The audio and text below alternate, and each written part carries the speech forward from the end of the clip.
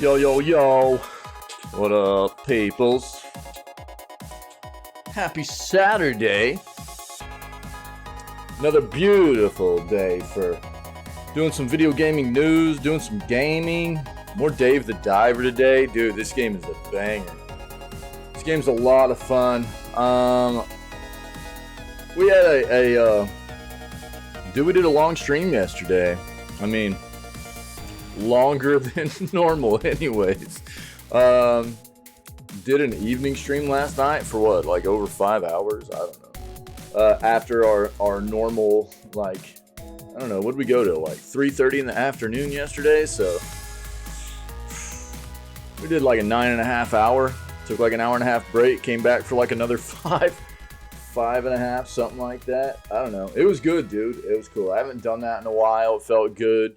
Got to play some games with some community members. Shout out to Wick and Miss Bat, True. It was cool to be able to hang out with people yesterday evening and play games, and all the community members that came by and stuff, you know what I mean? That was neat. So don't normally get to do that. It was a lot of fun, and I don't know, man. We'll do it again sometime in the near future. I don't always have the opportunity to do that. Last night I did, so I wanted to take advantage of that. Thanks for everybody that came out. Thanks for the community members and friendos that played games too. It was a lot of fun. I don't know, man. We'll do the news this morning for July 8th, and then we'll dive into day 4 of Dave the Diver. Dude, did I even update that correctly?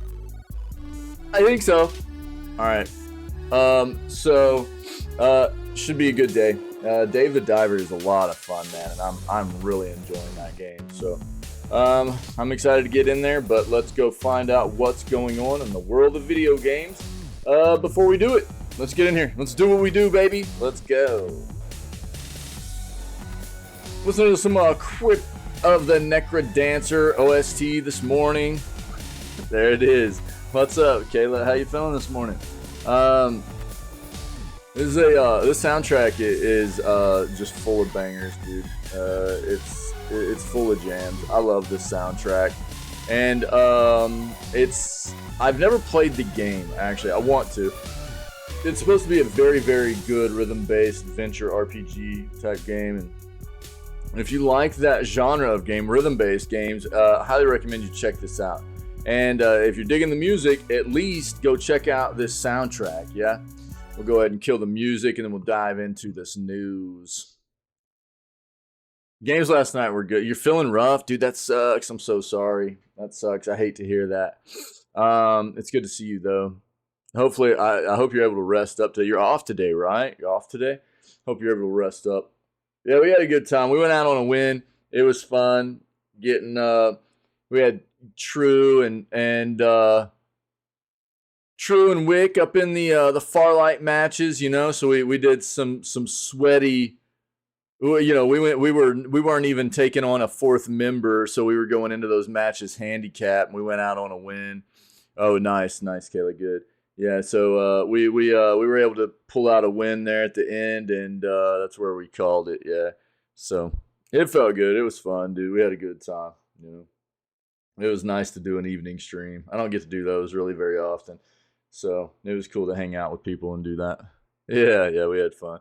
Yeah, the Fall Guys stuff was fun too. I don't play that very often, you know, so it's just one I bust out every great once in a while to play with like community members and stuff. It was cool getting in there with Miss Bat and True, and God, I'm terrible at that game though. It's fun. I have fun playing it, but man, I'm terrible at that game. You just gonna be hanging out and trying to recover today, trying to rest up? No plans?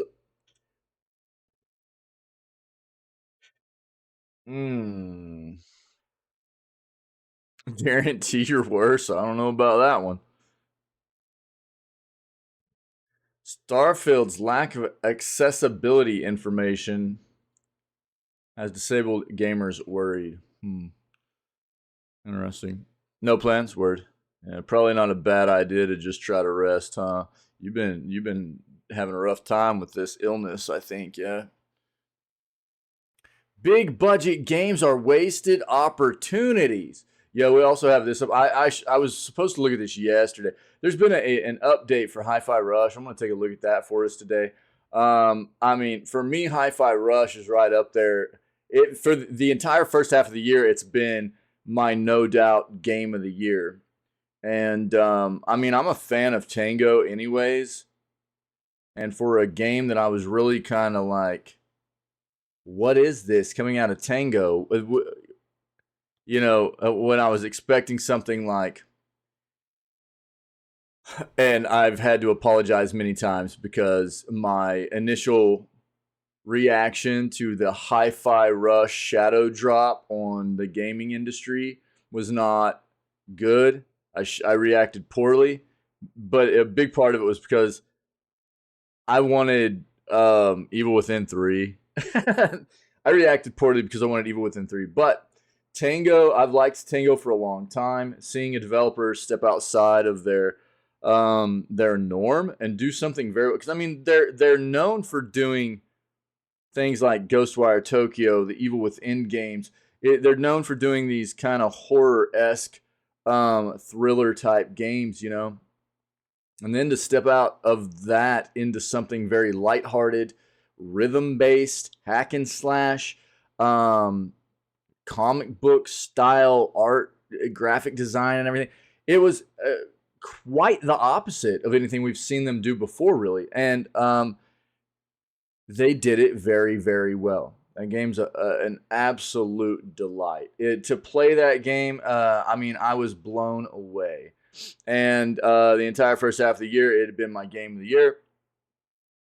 And until I started playing Dave the Diver. And I've got like a neck and neck race right now, really, with Hi-Fi Rush and Dave. I think Dave the Diver might actually be my game of the year right now. It might be taking over Hi-Fi Rush. But Hi-Fi Rush is coming out with they came out with an update a couple of days ago. Our buddy Timwin dropped this on us, and I wanted to dive into what this update is going to be. So we'll take a look at that, yeah? Dave the Diver, dude. Oh my God. What an absolute, just incredible piece of gaming magic, man. Jesus. It's so good. Yeah.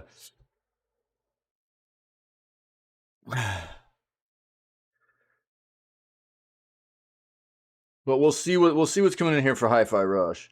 And then again, dude, I love Tango. I think, in the realm right now that we deal with so often with these AAA developers, just really, really feeding us terrible game after terrible game. It's hard to see the good ones. We tend to focus on the bad ones. There's a lot of bad examples right now on the AAA side of development. It feels like, and publishing, and to see give the good one, the ones that are doing good work on the bigger side of things. We got to remember to give the props due. Like, I think Capcom's doing a solid job still. I think Tango does a great job. We got to remember to point out the good ones too. Oh yeah, yeah, kid. Yeah, I'm glad that people are really enjoying it being played too, and I'm so glad. I mean, I know that. Look, and I'll say this: I know that a ton of people love Tears of the Kingdom, and I respect that. I was about to try to play it again, but I'm glad that I played Dave the Diver instead. I just am not feeling Tears of the Kingdom. And I think that us as I mean, as individuals, we all have different preferences and things that we gravitate towards individually as what we enjoy for entertainment and stuff. And if I'm not going to enjoy a game, I don't want to play it because I'm not going to. I know, for you guys, it's not going to be fun to watch me play it either. Even if it's a good game, if I'm not having fun playing it, because I just played so much of the Breath of the Wild, it just feels and looks the core of that game. I know there's a lot of differences and stuff too. It's just not there for me. And so I know that's going to be a lot of people's game of the year. A lot of people's game of the year is going to be Tears of the Kingdom right now. And I respect that very, very much. I really do. And a lot of people are going to go, well, if you just would play it, if you just would play it, then they're going to have this sentiment that it would be mine. But I don't know that that would be the case. It could be, but I don't feel that pull. You know, I don't feel that I'm not enticed to play that game. I know there are a lot of people that love it and they don't understand why I feel that way. And it's hard for me to really express in words why I don't have that feel that need to play Tears of the Kingdom. It's just not there for me. You know what I mean? And so I would rather just play things that are appealing right now to me. And Dave the Diver looked really fun. And I'm glad that I pivoted into Dave the Diver instead of trying to trudge through something that I wasn't really all that interested in playing. Because it seems like people really enjoy watching it too, which is great. It really is. I feel like, dude, Dave the Diver, I feel like every time I think I've experienced everything the game has to offer, something else still comes about, dude, that's new for the game. That it like adds a new element to what I can do, or it like managing the game and stuff. It's really, really wild. It's a cool game. It's really neat.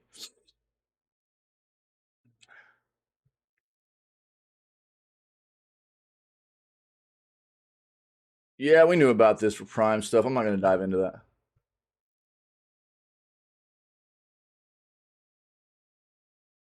Prime Day is going to hit on like the 13th, I think. And as soon as Prime Day hits, I will do my best to point out all the best deals. Right now, it's like there are a lot of like retailers that are doing deals. There are some deals that are popping up because retailers want to try to grab people's money on sales before Amazon can get it on Prime Day, right? So you're starting to see a lot of deals crop up right now. If you're in the market for anything, especially anything in particular, start looking around. But if you're not in a rush, take your time. It might be a decent time right now to just look around, and especially in like tech and gaming and stuff. Um, Use a site like maybe like slickdeals.net or something like that, and just see where you can find the best deal possible, and just pay attention, keep track over the next coming like 5 or 6 days to deals that could be coming up for the things that you're looking to purchase right now. You know, get the best bang for your buck.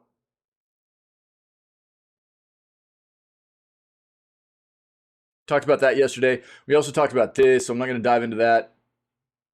And I need to do this. Let me see something. Okay. Yeah, we're good.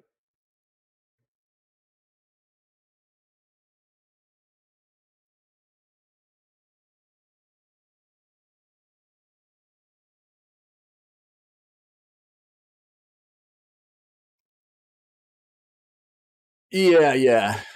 Yeah, I know. I mean, I try to do that, but I want to play games that, I mean, obviously that's why I made this,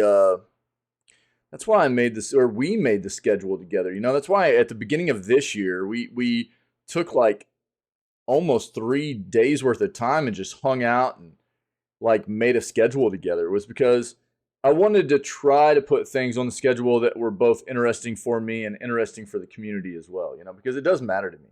It matters to me what everybody else is interested in too. But that schedule is always going to be tentative, and um,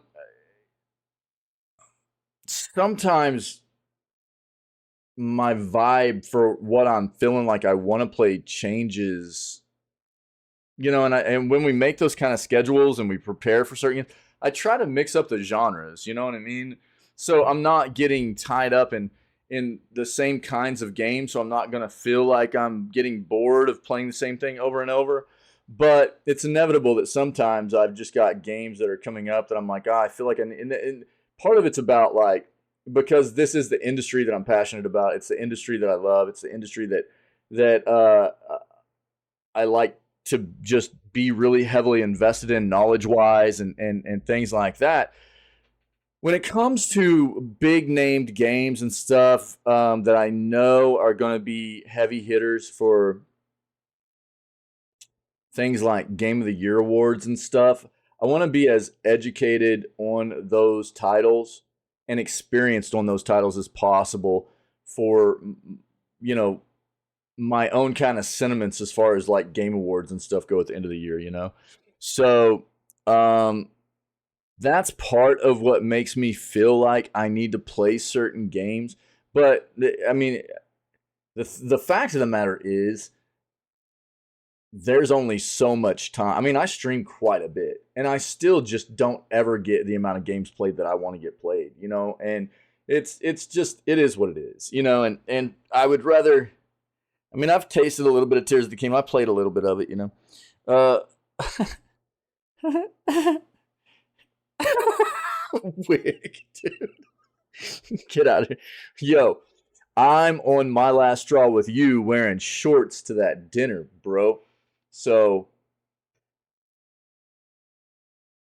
I'll match that sentiment, dude. All right. What's up, buddy? Um, yeah. So part of it is there's always a bit of a feeling like I need to play certain games for that reason, you know? Because when the game awards come around and it's like I don't have some experience on some of the big games, it feels bad to me, but I just can't play them all, you know. So there's always going to be an amount of that.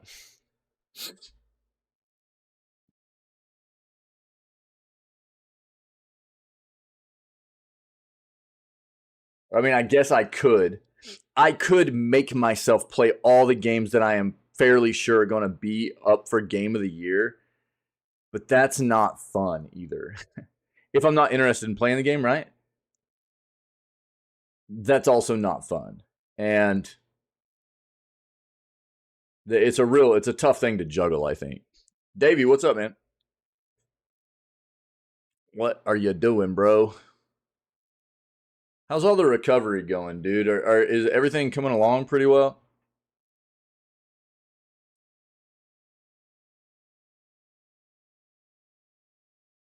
We already talked about that.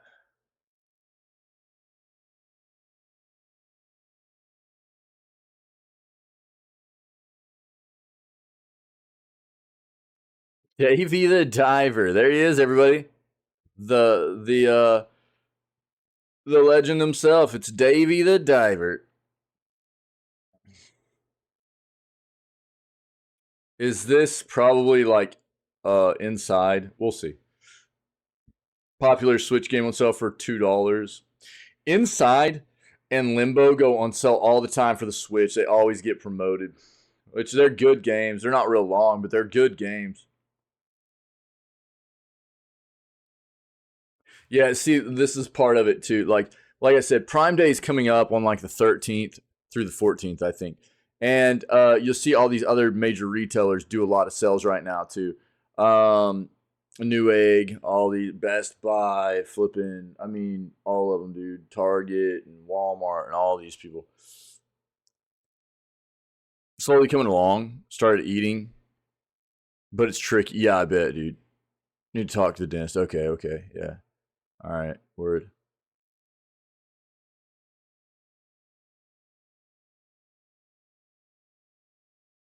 Carla? The name Carla always reminds me of Scrubs.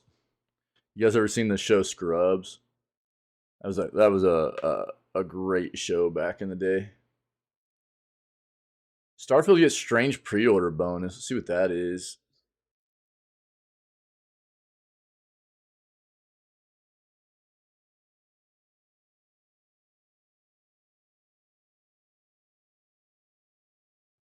Fanatical's July Platinum Collection includes some terrific PC games. Let's see what's going on in there.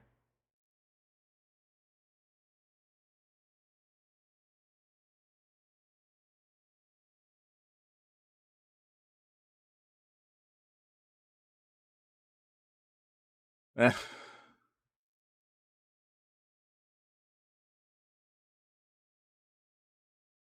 Wait, what? Fallout Nuevo Mexico? DLC sized expansion for Fallout New Vegas gets first gameplay trailer? No way. What?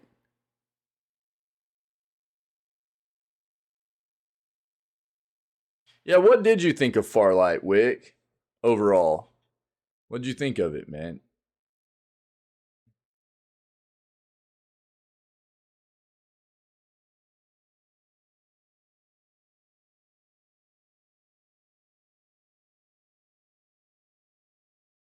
Excuse me, what?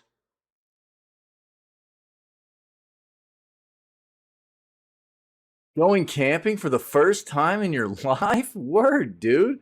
All right, yo, camping can be a lot of fun. Can be a lot of fun. Yeah, nice. That's cool, dude. That's cool.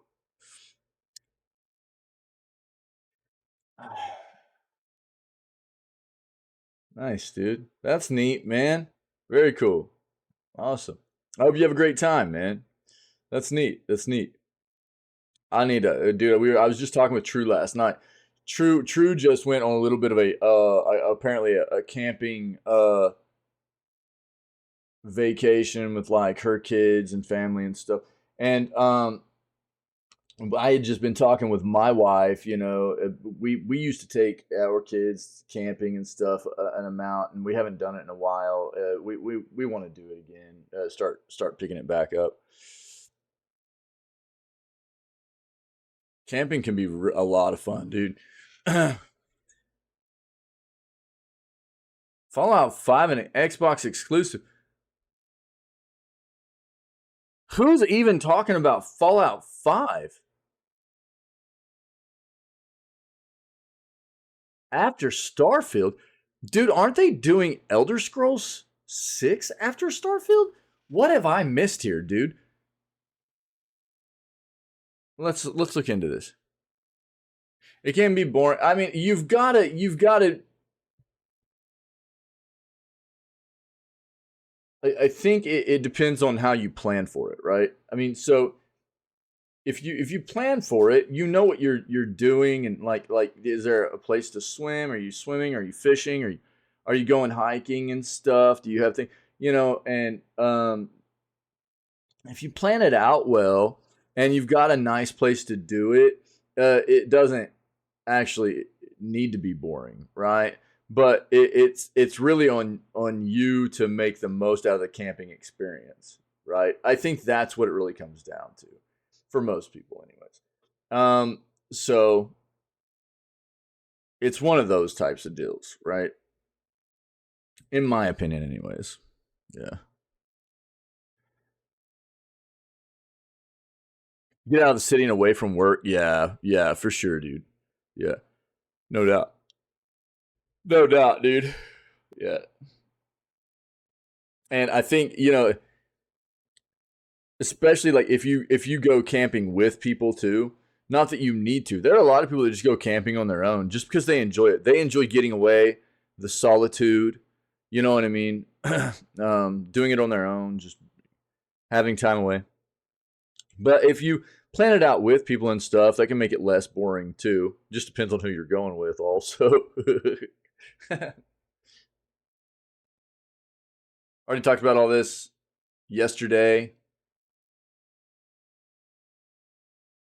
Wait, what? The $1 Xbox Game Pass Ultimate upgrade deal is back? Yeah, Caleb. Yeah, I mean, yeah, I think they're everybody's different, right? I mean, I'm not one of those people that would, look to just go camping on my own either. That doesn't really appeal to me. But I can absolutely enjoy going with like other people and stuff. You know, that's cool. I dig it. It's fun. It's cool. I think my thing anymore is like I want a little bit of comfort with it nowadays, as opposed to when I was younger and it was like, throw the tent up, put a sleeping bag out. You know what I mean? I need, give me like at least like some kind of little memory foam, like underneath a sleeping bag, or, the blow up mattress or something. You know what I mean? Firelight 7 out of 10, camping 0 out of 10. Yo, yeah, I'll take that assessment. Not on the camping, but on the Farlight stuff. Yeah. And being prepared for things like bugs depending on where you're at, you know, your locale and what kind of bugs you have to deal with and stuff. Bug nets and, you know, citronella candles and stuff like that. Bugs can always be a big pain in the butt while you're camping. So it's just things like that. Wildlife, you know. Terrorized by an owl at night? Oh no, dude. I love the way owls sound. I grew up with owls all over the place. Yeah. Out in the country. Yeah. I think that's yeah, it's so I like the sound of owls. You know a bird that does not sound cool though? Flipping peacocks. You ever heard of peacock? Oh my god, dude. I it sounded like a demon.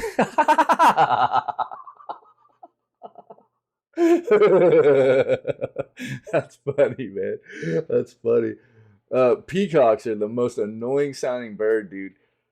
God. Um, if you've ever seen the movie Up, that's what they sound like. That big bird on Up, that's what they sound like, dude. But they just nonstop, dude. Kept getting closer. Yeah. That was probably an evil spirit owl. You know what I mean? Coming to get ya. Nah, I'm playing. No, I'm just kidding. No. He was looking over you. He was protecting you. You know? It was a good owl. Those screeches, although they were maddening for you, they were keeping the evil at bay. That's what it was doing. The owls are they're friendos. You know what I mean? He had friends, but they were further away. Yeah, they were just on the lookout. They were just protecting you guys. It's all good. Don't worry about it. You know, I know it was loud and everything, but owls are good boys. Good owl that sounded like a demon. Got it. Yeah, yeah, yeah, yeah. Absolutely. It's kind of like you know, you play grounded. The lightning bugs sound absolutely like nightmare fuel, but they don't aggro. They're non aggro. They're chill boys. You know what I mean? Same thing. Same thing. You know. The $1 upgrade, ultimate upgrade is back. Interesting. They just got rid of that a couple months ago, actually. So let's see what's going on there.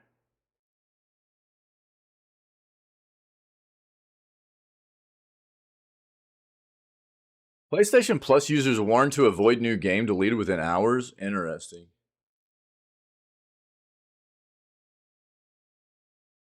Left 4 Dead 3 leaks debunked by series writer. That's probably all you really need to know there. I won't dive into this, but apparently there were leaks about Left 4 Dead 3, but the series writer has now said that's not a thing. So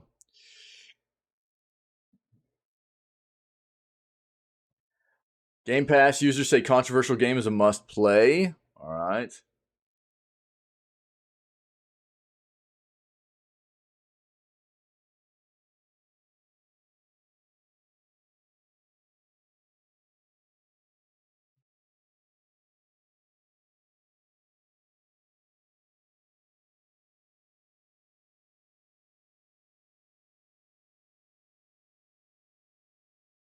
Steam game banned for NSFW content returns on new platform.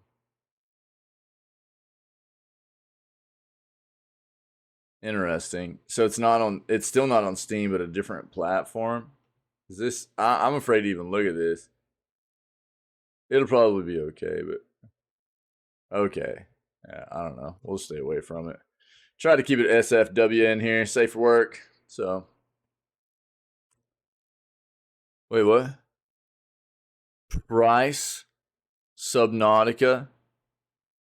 Yeah, it looks like some gnarly like VR game that was super not safe for work that Steam was like, nah, we don't want that on our platform. So you could probably find it out there somewhere.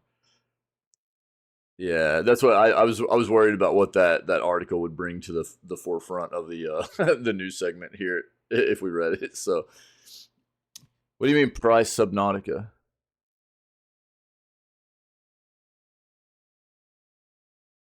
You can't put a price on that. Yeah, you can. Yeah, you can.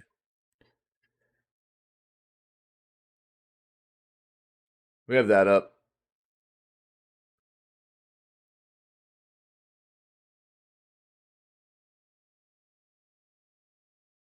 We talked about this yesterday. Yes, huh? 250K? Good night, dude.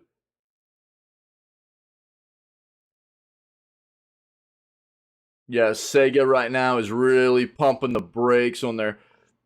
They're one of those companies that was really buying into the whole Web3 NFT crypto stuff when it was real trendy, like a year and a half, 2 years, a year and a half to 2 years ago, and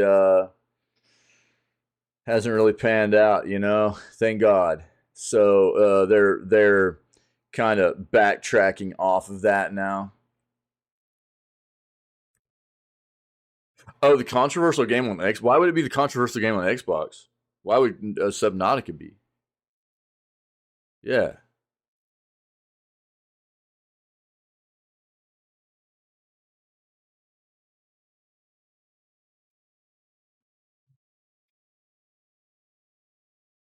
All right. Check our other search here. Apparently, I'm yelling at Google, so that's fun.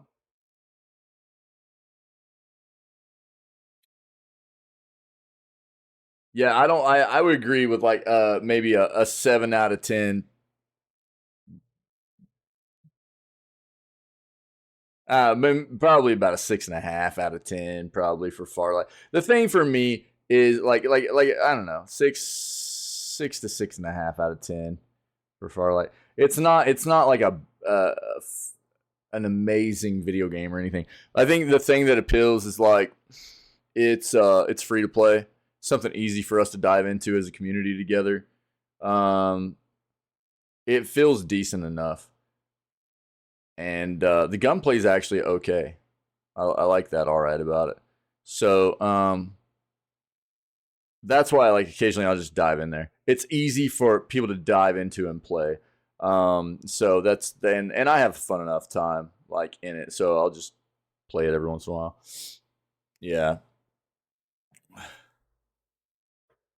because Ocean Gate.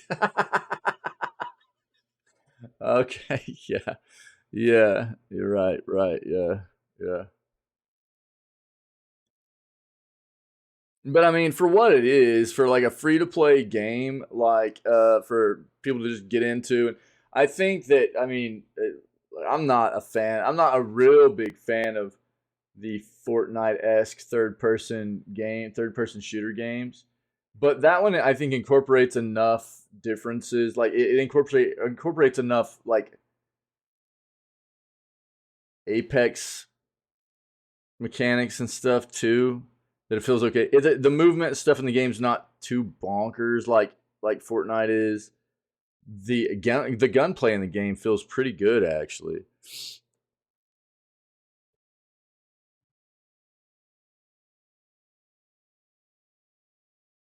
Oh, for real, Kayla, you played it last night. Nice. Oh yeah, I think that was Miss Bat was saying that she like murdered people right in front of you. You didn't say anything. Yeah, that's awesome. Yeah. You had fun though. Yeah, nice. Yeah, I mean, I know why people enjoy those games a lot. They're not real appealing to me, honestly. Like the Among Us stuff, those kinds of games. It's not really my jam. But I mean, I know why people dig them. It's just not really my jam.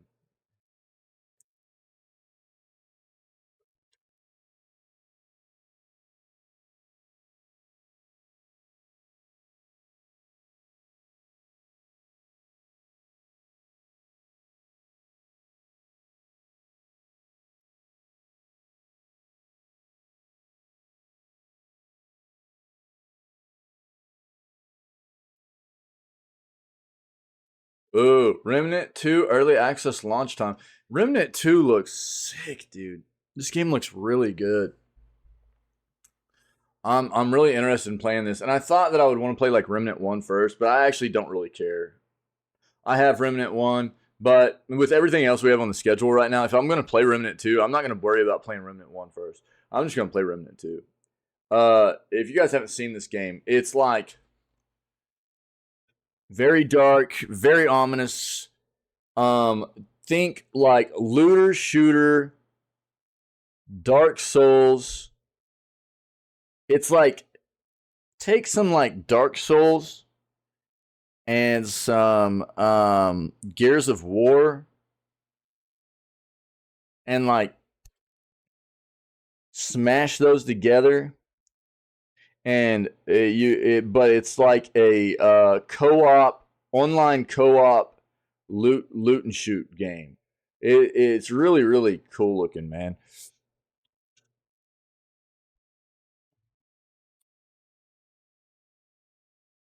Oh yeah, Davey. Yeah, right on, man.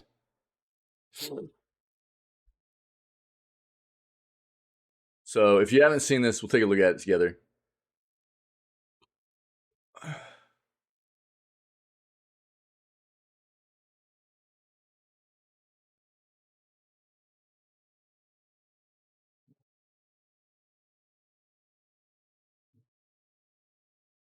Yo, what to expect from Tears of the Kingdom DLC?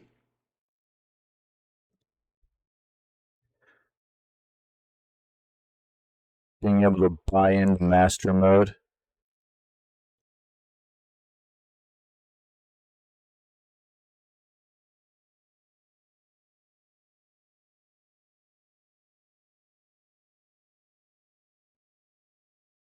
Right? Right? I mean, they're gonna do it again, right? They're paywalling master mode, right? I'm willing to bet on it, dude. So you can get master mode by either finishing the game first, or you can buy DLC. You can buy an increased difficulty. I'm willing to bet, dude. That's what they did with Breath of the Wild.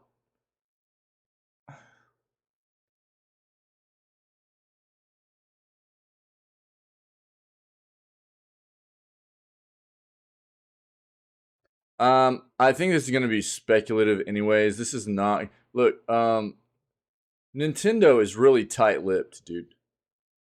Fans have expectations. That's all that is.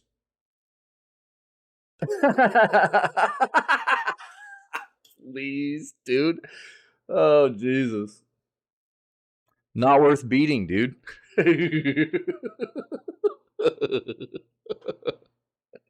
Kick. God dang, dude. Get wrecked.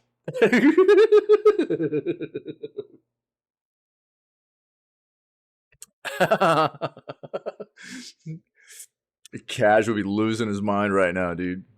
Not worth beating.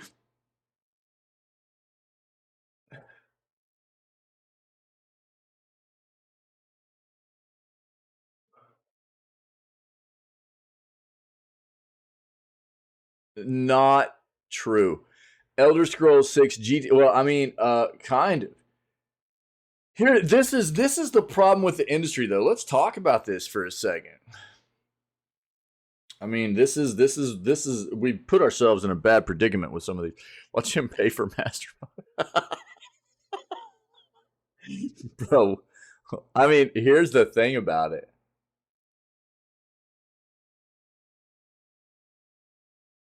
I mean, my son has already beat Tears of the Kingdom, dude. And DLC comes out, he's probably going to want it. And if we get it and it gives you master mode and I decide to finally play Tears of the Kingdom and I end up having access to master mode because we have the DLC, then you know what I'm going to do. So there's actually a pretty good chance that we'll end up having the DLC whenever it finally comes out or whenever that happens, because my son will want it. He'll probably ask for it for like a gift for at some point, you know. And if it does include master mode and I end up playing the game, yeah. But me specifically going and buying the DLC just to have master mode, nah, I wouldn't do that. I wouldn't have done that. I would have had a stance against that, you know. Good look for you, yeah. Yeah.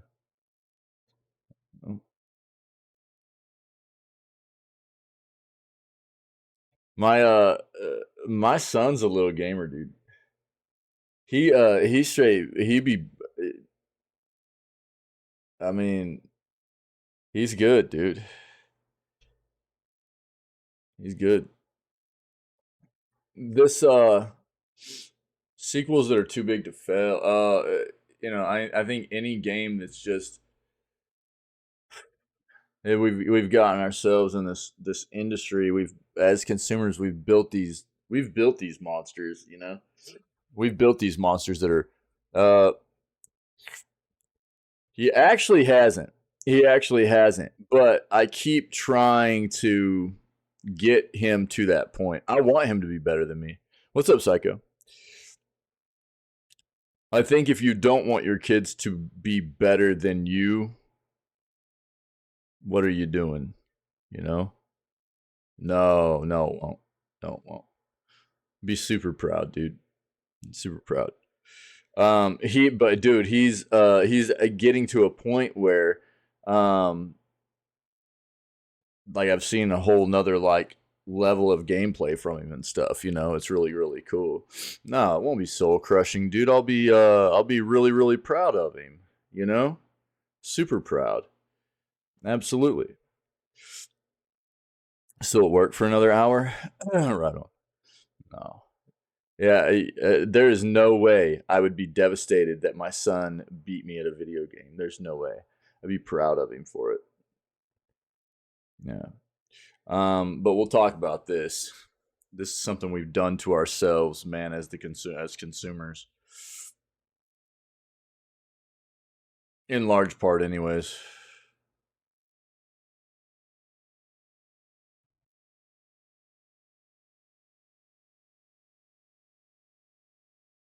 First loss is stingy.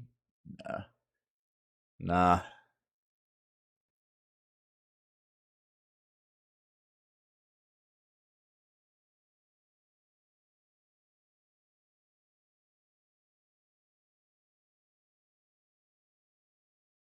I don't think I'll feel that way, dude. I don't think I'll feel that way, to be honest. I've been like trying to help my kids be. That's the whole point. What I've been doing and raising them their entire lives is to try to be better than me. You know what I mean? So it's inevitable. Like I mean, in all aspects of life. And he's an avid gamer, dude. He loves gaming, and I keep trying to elevate his gameplay. So it's inevitable that it's going to happen. I've been prepared for that for years on end, dude. Years and years and years. You know, beat a second grader in Madden, ran up the score. Yo, dude, you just like rubbed his face in it. That's gross, dude. Really? Oh no, dude. Were you using Jameis Winston? Oh no. Lewis cracked. Yeah, wick, dude.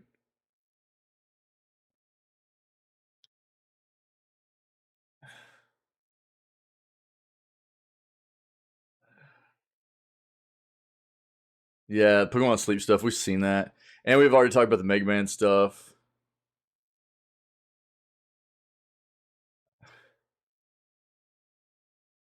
Oh, bro, Tecmo Bowl, dude. I still have Tecmo Bowl, Super Tecmo Bowl 3 on Super Nintendo. I pulled it out in January and showed everybody.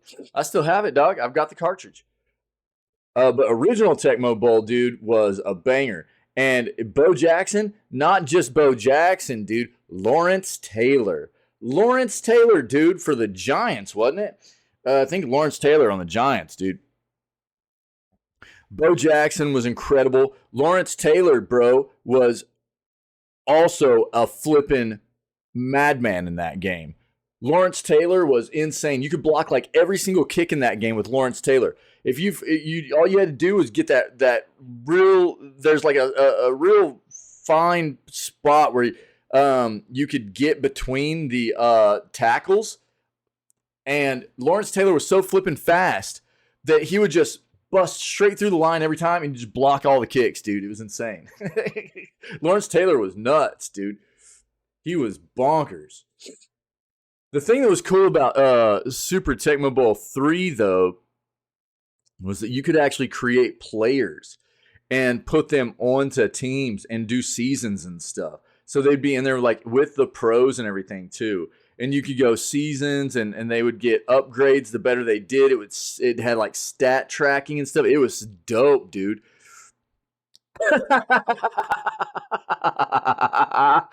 Oh yeah, dude. You'd be like serpentining all the way where nobody can catch. Everybody's diving trying to tackle you. Yeah, dude. Yeah. Yeah. I used to play a lot of Tecmo Bowl back in the day, man. Oh, another fans are worried over missing key features. What? Where's that other? Okay, let's look at all this Starfield stuff, bro. I haven't thought about Tecmo Bowl in a long time. That was a killer game, dude.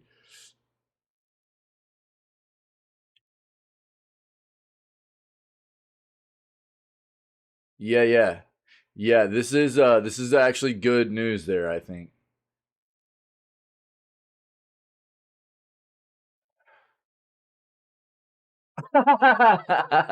Denuvo wants to convince you its DRM isn't evil. Okay. All right, buddy. Hey, I don't believe you. All right? I mean, look at this face.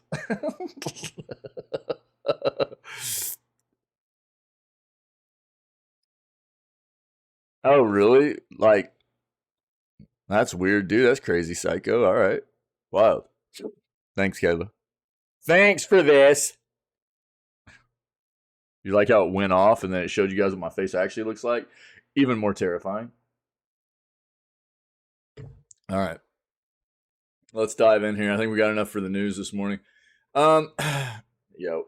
All right. We'll start off with this one. So,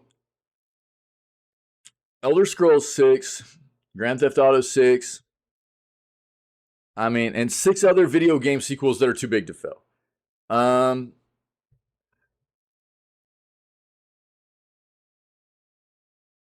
already have sentiments that I want to talk about with this. I love balls.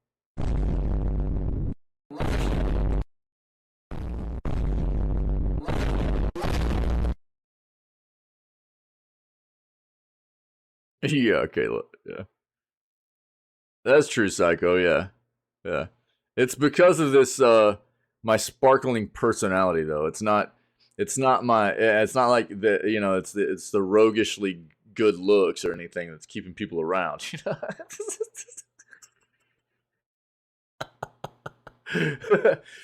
So I've got some things that I want to talk about with this, but I'll read this first, okay? 2023 has been a good year for video game sequels, and hopefully things will continue in this direction. So far, the gaming community has been blessed with incredible remakes that add a new twist to great titles, as well as marvelous sequels that expand on a few well-established names. Despite all these offerings, there's so much more to look forward to this year and beyond. Look, I'll go ahead and stop right there as well. So far, the gaming community has been blessed with incredible remakes that add a new twist to great titles, as well as marvelous sequels that expand on a few well-established names. We've also been plagued. Over the past year, we've been plagued with terrible AAA releases. Across all platforms, we have seen very, very bad games released performance-wise, which should never, ever happen. It's not that we don't understand as consumers there is going to be some bugs here and there, but for games to be released in actual, like, super broken states is not acceptable. And we get that all the time. And it's been, I mean, dude, you can sit there and list and list and list games that come out on one platform or another that are just terrible releases performance wise, as well as some very, very underwhelming games content wise from AAA developers, you know? And some of those that hit on both sides of that. So, have there been some good ones? Yeah, there have been a lot of bad ones too. Despite all these offerings, there is so much more to look forward to this year and beyond. There are many upcoming video game sequels that fans cannot wait to get their hands on. Players have high hopes that these titles will live up to their lofty expectations. Listed below are the 8 biggest video game sequels with lots to live up to in the next few years. City Skylines 2. Yeah. Mortal Kombat 1. Still weirded out by them calling this game Mortal Kombat 1. I understand why they did it. For the people that are going to go, well, they did it because they're starting the story starting over and stuff. Still, dude, we've had the first Mortal Kombat. So what's going to happen with the next one? Are they going to call it Mortal Kombat 2? Because, dude, we've already had Mortal Kombat 2 as well. I just don't understand why they didn't call it something more creative. You know what I mean? What this is supposed to be about is basically a reversing of the timelines, right? It's like the multiverse kind of thing almost, you know? They're going back, they're trying to rewrite kind of what has happened through the Mortal Kombat history. But the history of what happened through the first 11 games is still there. So how are you going to go back and start over with Mortal Kombat 1? What's the next one going to be? It feels like this should have been called at least Mortal Kombat 1 Rebirth or something. I don't know, dude, but it just feels weird to me. We also have Like a Dragon Infinite Wealth. This is a hilarious trailer. Counter-Strike 2, yeah. Fable 4. I'm going to tell you, dude, I hope this game's good. There's a ton of hype around it because it's Fable. I always want to see developers do something different than what they're known for, you know? But what this is Fable is in the hands of the Horizon Games developer. Who is that? Why am I blanking their name? It's got to say it. Come on, man.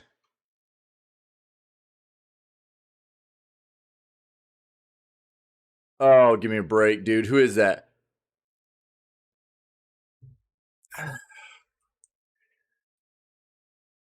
Or the Forza, not Horizon. Forza Horizon games. So who is that? It's the Playground games. So they're the ones that are developing this game, right? So they're the ones that have been tabbed to make this game. And I'm all for developers stepping out of their norm. I want to see that. But I think that there needs, this is an iconic, legendary IP. And for people that got hyped up about this, I don't understand why.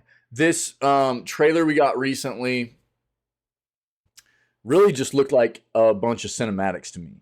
And I'm sorry, but I do not get hyped about cinematics, dude.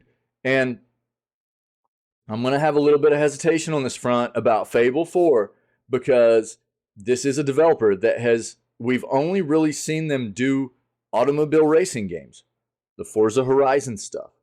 And I really hope it's a great game. I hope the developer is able to show the world that they can do stuff outside of automobile racing games. But I think that everybody should maybe, set the expectations low. That way, if the game is good, it blows us away. But set those expectations low because we haven't seen them do anything else outside of racing games, really, you know?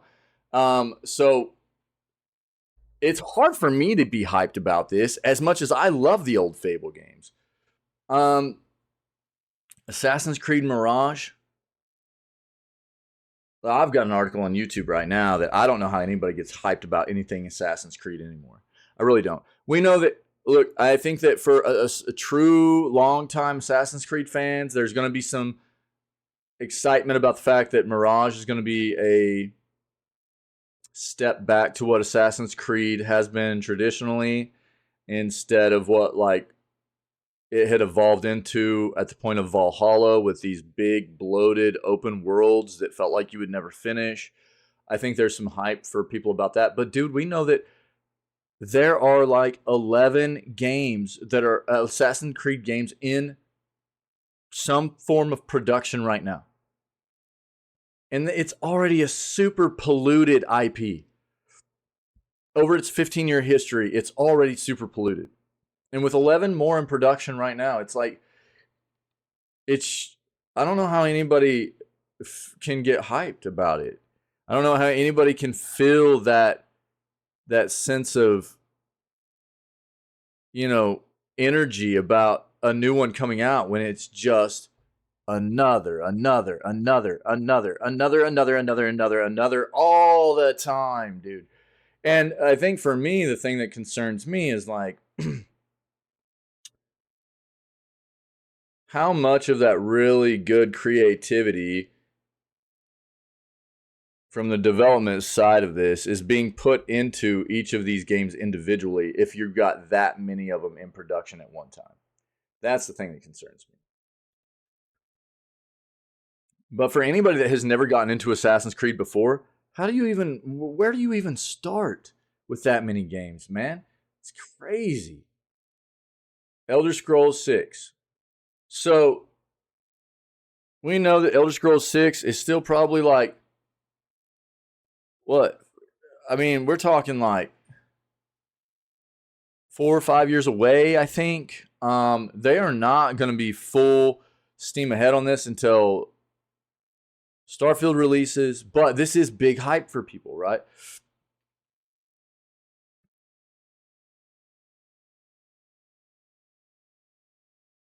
There's been a lot of different. So this is saying release for the next couple of years.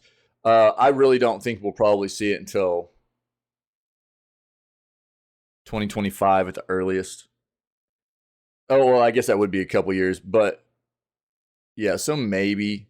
But it'd probably be more like 3 years or so. We'll just have to see what happens. Grand Theft Auto 6, of course. We're talking about a game that now has a budget. We've heard a budget for this game that has broken $1 billion US. $1 billion US. Now, that's not official news, but if that's true, that is substantial. And it's following a trend we're seeing where AAA game budgets are going up and up and up. You know, we've seen that kind of. And what I really want to talk about here, you'll probably play GTA 6. A lot of people will. That is a big, big time game. That's one of those games where I talk about all the time. It's kind of like Bloodborne.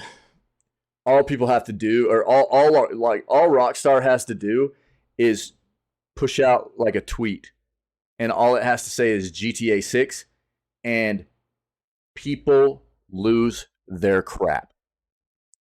This is what I want to say. The thing that concerns me about the industry, and has for a while now, is that exactly what this title says: sequels that are too big to fail.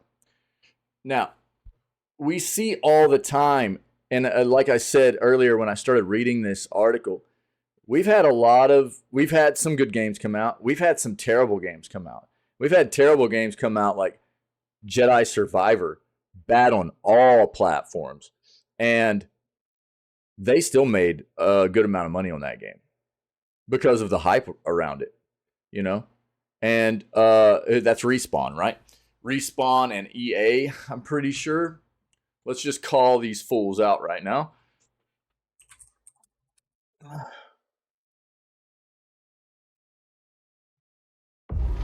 Yeah, Respawn and EA.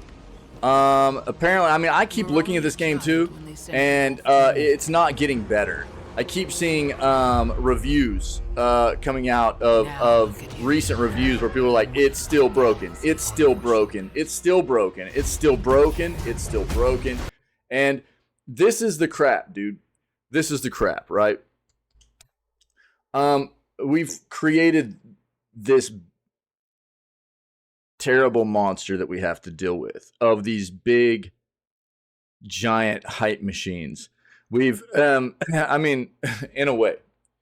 So obviously there have been these great games that came out historically, or we always have these great games that have come out over time, and we flock to those great experiences because that's what we want out of gaming. But then the problem, I think, right, comes about whenever these companies, because there aren't standards here like in some other industries around, like we keep getting fed broken products, severely broken. I mean, like broken. Not like, oh, there's a few bugs. Everybody expects a few bugs. But broken. These are companies producing a product for a consumer. And we constantly get these products, these games, where the company making it, the company's developing and the company's publishing them go, it's ready. It's good. It's time for you to buy it. We've been hyping it up. We've been, getting you excited about it. We've been promoting it, and it's all ready for you guys. And then they push it out. Everybody buys it, and it is a hot piece of garbage. It's totally broken. People can't hardly play it, but it's very hard for people to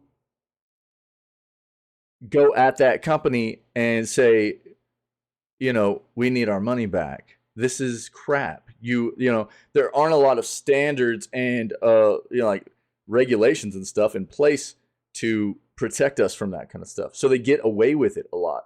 And unfortunately, a lot of people keep buying into it, man, and it keeps feeding this snowball. It's like a snowball effect, man. People keep feeding into it.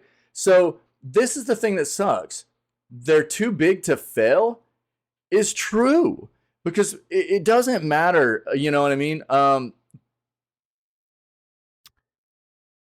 People continue to get bit by these developers, and they just like keep feeding money into them too, and it's a big part of the problem. And I'm not talking about all the ones that we read down here or anything like that either, but I'm just talking in generalities here in the industry, in the gaming industry, and stuff like that. And I see it as a huge problem that continues to just snowball for us as the consumer, where we buy into these terrible things that keep happening to us. And that's why it keeps getting worse and worse for us. Thank God for indie devs that continue to elevate the standards for which we get these amazing experiences like Dave the Diver we're playing right now and stuff like that. And not that there aren't some AAA developers doing great things. Again, I noted earlier, we got companies like Capcom and Tango, and I mean there are other ones too that continue to do good work on the AAA side of things. But man, there are a lot of these AAA companies that have gotten into this mindset where they can just get away with pushing out crap products because they still make money on them. And I think people have to get to the point where it's like, if you get bit, you don't go back. You know what I mean? If you buy something from these companies and it's a bad product, you don't go back, man.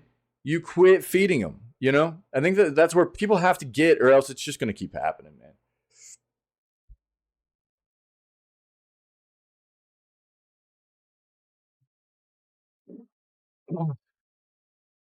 Let me catch up on this real quick. If someone never played Assassin's Creed, I have them start with the first three Flag and Rogue kind of drag on. Syndicate is good. Don't ever play Unity if you like the Ezio collection. Yeah. Yeah.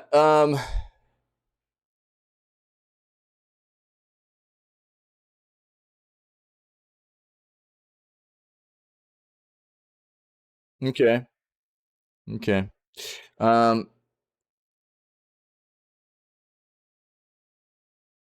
I appreciate that.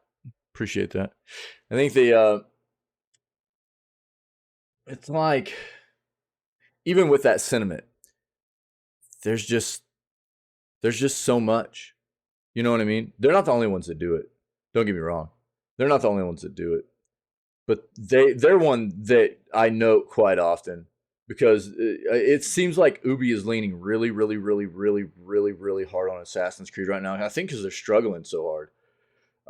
But they've always pushed them out frequently without much time for people to get hyped about them. It seems like I said, I mean, last year we hit the 15-year anniversary of Assassin's Creed. There were 12 mainline titles at that point. In 15 years, 12 mainline titles and 17 spin-offs, dude. It's a lot. And now they've got 11 more right now in production. Some form of production. You know? That's a ton. It's just so much. I just don't know how anybody gets excited about it when it's just that much, dude. You know? Not that, like, I don't think that people need... Obviously, I mean, the development side of gaming is getting longer and longer. Games are getting bigger and bigger. It takes more time. We've seen, like, you know, roughly 5 to 7 years ago, the standard was probably like 3 to 5 years to pop a game out. Now it's even longer. It's like more like 4 to 7 years, you know? And I don't think that, you know, most people want to wait numerous years for, you know, a new entry in a series or anything, but giving an amount of time to let people be excited about the new one coming out. I think there's something to be said for that, you know? And I think the other big sentiment for me is like, I know that Ubi's a huge company. I know that. But if they're working on that much Assassin's Creed stuff, you know, concurrently in parallel, like, how much of it is really going to be great, unique content for those games rather than just, you know, push it out, we need money. I have a concern. I can't help but have a concern with that much being made at the same time. Rockstar's tweet GTA 6. Everyone's wallet jumps out. Opens. Oh yeah, dude. Yeah, absolutely, Psycho. Yeah. I have not played Days Gone. No, I have not. But I've had other people ask me that. I know that people have enjoyed that game. Yeah, yeah. But no, I haven't played Days Gone. Nope. Not something I actually am looking to play right now. But I wouldn't be necessarily against it or anything. I guess it's just nothing I've looked to put on the schedule either. Have you played it, Kayla? Okay, so Starfield gets strange pre-order bonus. We got some Starfield stuff here. We'll see what's going on. Wait, what? Yeah, okay, here. That too. Whole slew of Starfield things. Starfield has a strange pre-order bonus.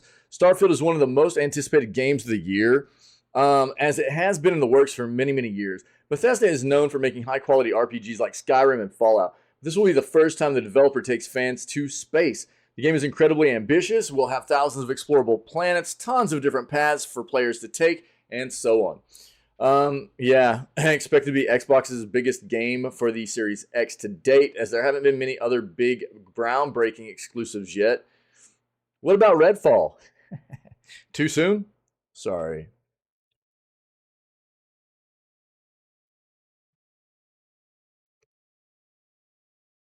Um, let's just get to the meat here. So, yeah, look, we've talked. So, Starfield is going to be on Game Pass day one. I think that's why a big reason why Xbox and Microsoft decided to up the price of Game Pass right now. I noted that in one of our clips, our news segment clips that's on YouTube right now. where we talk about the price increase for Game Pass. I think because look, let's be fair. It's not like they had a lot of great first party day one release games for their subscription service over the past year to year and a half, right? They had some notable, like Hi-Fi Rush, the biggest. There weren't a ton of others. So a lot of people were like, "Why are you raising prices right now?" It's because Starfield's coming. They know it's gonna bring in a ton of people to the subscription service, and so raising the price, more money, man. But for those who pre-order from Best Buy, you'll also get a free astronaut ice cream sandwich. Are you flipping serious? Well, these are supposedly not that tasty. It's a fun little treat that fits with the theme of the game. That sounds like a fun bonus for you. And you were planning on ordering a physical. If you were planning on ordering a physical copy of the game, you might as well pre-order the game at Best Buy while the bonus is still being offered.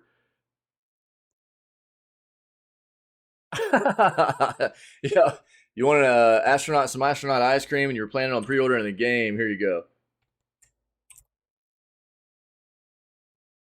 Hold on, Kayla.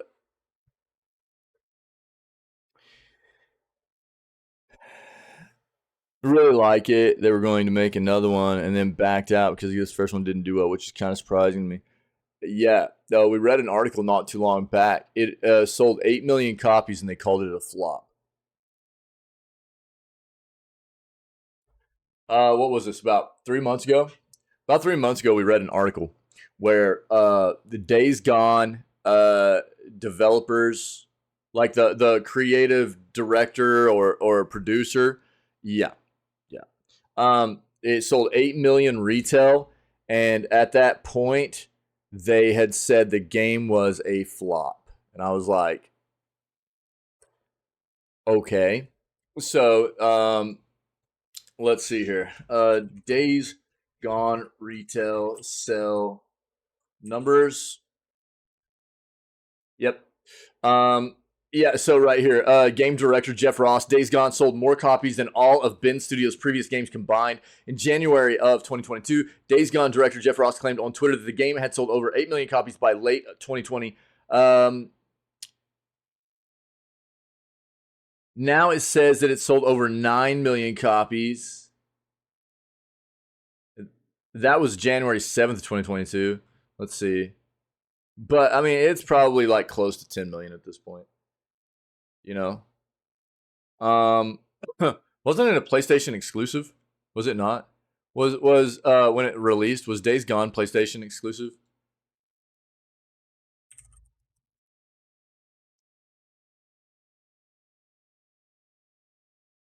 Yeah, pretty sure. Windows port was released in May of 2021, so that's probably when it hit. No, it's only PS4 and Windows, dude. Platforms, PS4 and Windows. That's what I thought. I thought it was first party PlayStation originally, but I did think it was on PC at this point. But it doesn't look like it's even hit Xbox, dude.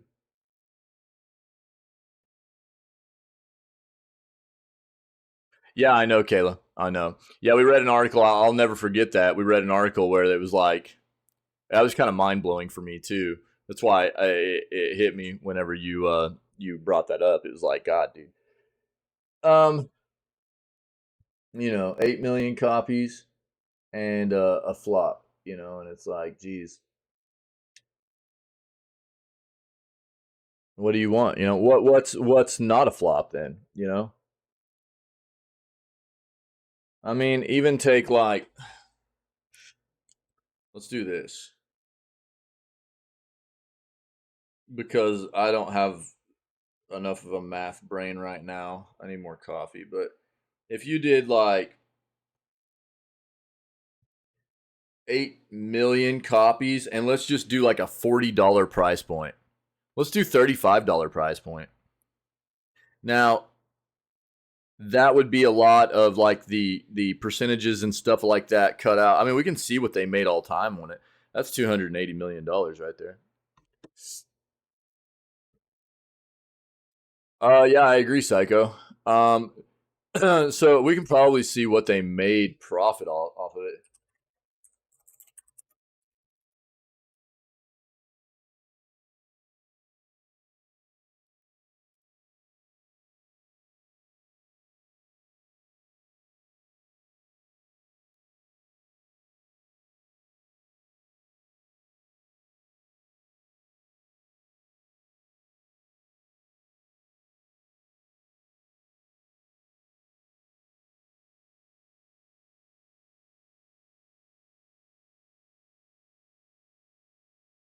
This right here. When was this published? When was this article published? This was 25 May of last year. So it's probably gonna be higher now. But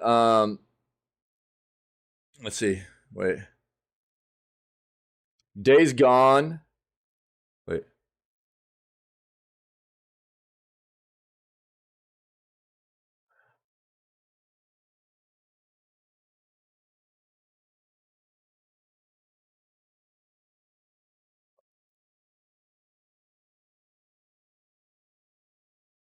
Dude, this website is bonkers. Can I there? God dang, dude, this website's gross. At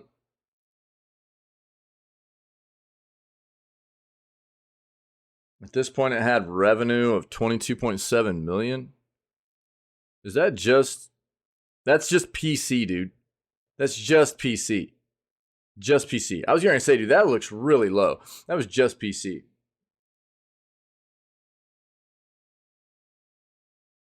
Yo, this might be one of those articles I read. Or, yeah, big disappointment.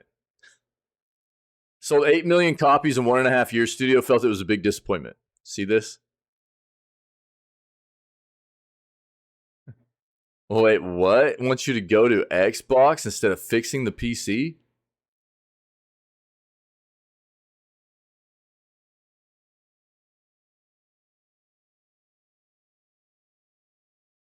Tell your wife I said no. Yeah, so I'll link this for you, Kayla, if you want to take a look at this. You probably get some, it might be a decent read for you since you liked the game and everything. But yeah, I remember reading into this earlier. I'll tell her. Get me in trouble, dog. All right. Starfield fans are worried over missing key features. Certain gamers are worried that Starfield may lack the features needed for them to enjoy the game due to Bethesda's silence on the matter. Yeah, this is probably having to do with the accessibility stuff too, but let's see. With less than 3 months until the release of Bethesda's major release, Starfield fans of the title are concerned about the lack of information regarding the game's accessibility features. Yeah. Disabled gamers have been enjoying more games than ever due to the uptick in accessibility features in modern gaming, which is amazing. All right, yeah, let's be fair. Now let me just state real quick. There are certain things in gaming that by default shouldn't be considered accessibility. They should be default options every game gives every player. And it shouldn't even be looked at as accessibility. You talk about in 2023, seeing games come out that don't give you the option for key binding, things of that nature is insane. And to see people point those kinds of things out and name them as accessibility features, key binding, accessibility features, I am sorry. No. Does it help with accessibility? Yes. But it is something that should be at this point in the evolution of gaming, every single flippin' game that ever gets developed should give the player, every player, no matter what, every game that comes out should have key binding in it. So,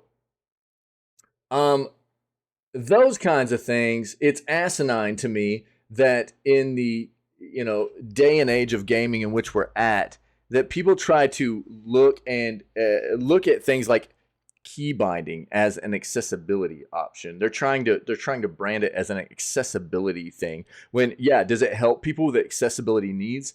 Yes. But this is something that gamers have been crying for forever and should at this point be a standard in every game that ever releases. I'm sorry. It's just insane that it's not.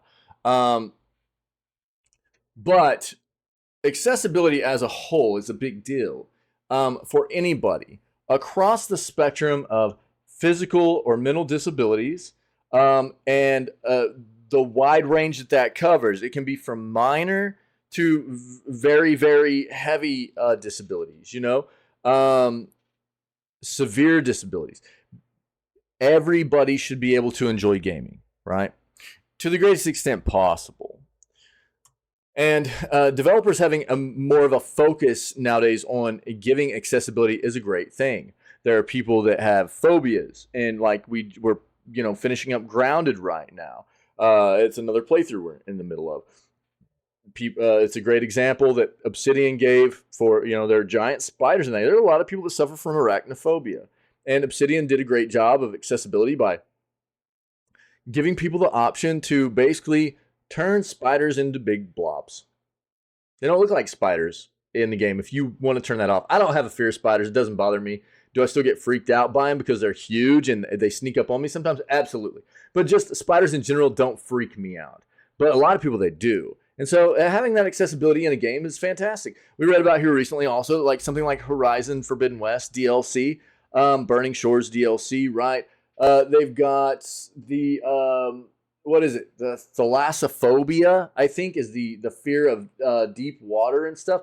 They've got an accessibility option for that. It's great that this kind of stuff is coming about.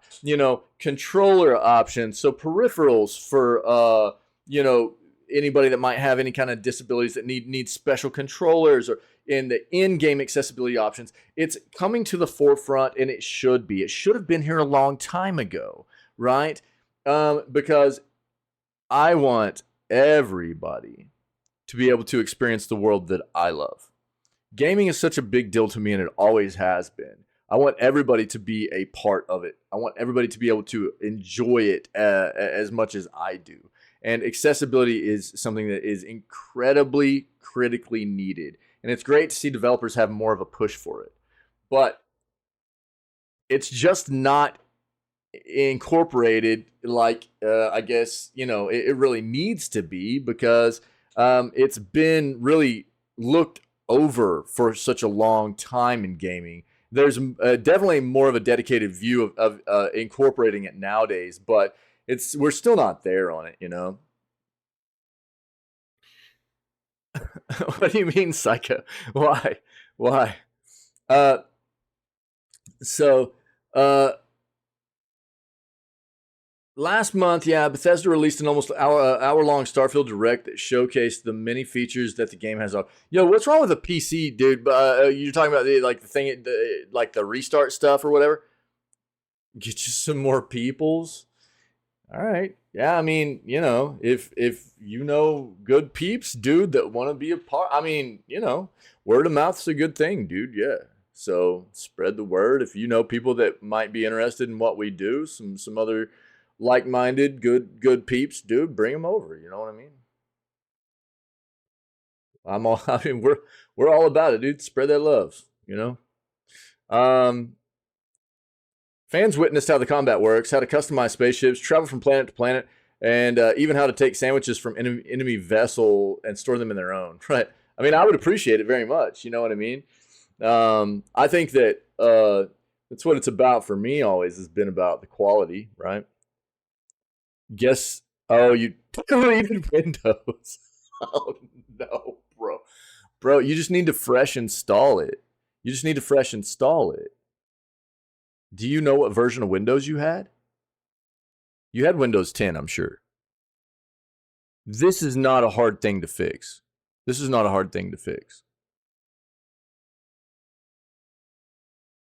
It's you just need to download it onto a USB drive. That's all you have to do. You just have to download it onto the USB drive. It's yeah. So you should be able to find a how-to guide online. It shouldn't cost you anything. You already had Windows 10, so that's the way Windows works now. It it knows your PC. Windows knows your PC. Now, when you install it, dude, you're probably going to rewrite everything on that PC. You probably wrecked that PC. So anything you had saved on there is probably done. You probably wrecked it.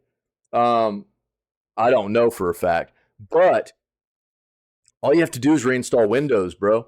And if it asks you if you have a key or whatever, you shouldn't need to worry about that. It should be able to find the fact that your PC already had Windows on it, and it's got like a unique identifier in the hardware and stuff that it'll pull that up and everything. Like you had an account and everything, right? You have an account with Windows that you like logged into on your PC and stuff. It should be able to find your Windows account through that. Yeah.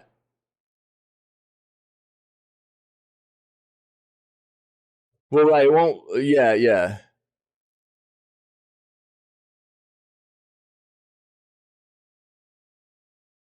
Yeah, yeah. Dude, you probably just need to.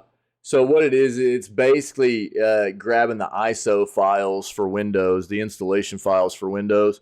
There's a certain way that you have to like download them and set them up onto a USB drive, and then whenever you boot up the PC, it should load into that drive and like boot into like a setup for installing Windows. There are a lot of guides online for it, so you probably find one on Windows website actually.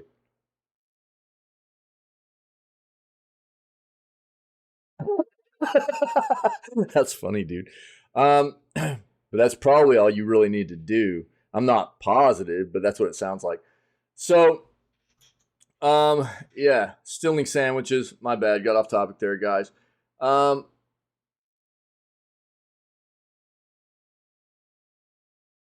Despite the large amount of footage shown for the title, nothing in the direct or any further announcements have covered how the accessibility options work for the game. In fact, it's not clear if there are any accessibility options at all. According to IGN, Bethesda's silence on Starfield's accessibility features has gotten some disabled players worried if they'll be able to actually play the game. Disabled gamers like Colo Jones, who suffers from ADHD, as well as spondyloarthritis. What is that? Causes inflammation in her spine. Oh, gross. That would suck, dude. Making it difficult for her to grip controllers. Oh, no, dude. With these conditions, Jones will need explicit quest markers to travel to and from the many planets of Starfield, as well as additional controller support for twin stick movement and button presses. Jones is excited for the game, but having to use both thumbsticks while pressing multiple buttons the traditional way may prevent her from playing it. Yeah, yeah. Unfortunately, Bethesda Games has a history of lacking accessibility features, and one disabled gamer named Matthew Alcock discovered this the hard way. Before he was inflicted with nystagmus, a disability that involves rapid, repetitive eye movements, he would enjoy playing Bethesda titles such as Fallout and Skyrim. As his disability progressed, it became impossible for him to continue playing due to how difficult it was to locate enemies, find objectives, and travel around the map. Alcock hopes that Starfield breaks the tradition and adds the features needed to help him enjoy the game. Yeah. The thing that at least these Bethesda games have going for them is moderation. Mods, right? Or not moderation, but mods.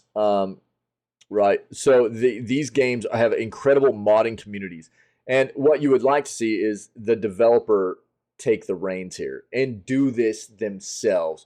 You don't want to see developers lean on the community to do this kind of stuff that should be very important to them for their fan base. You want to see them take care of the fan base. But for the older games that are already developed and probably are not being worked on anymore, like New Vegas and stuff like that. Oh yeah, Psycho. All right, buddy. Yeah.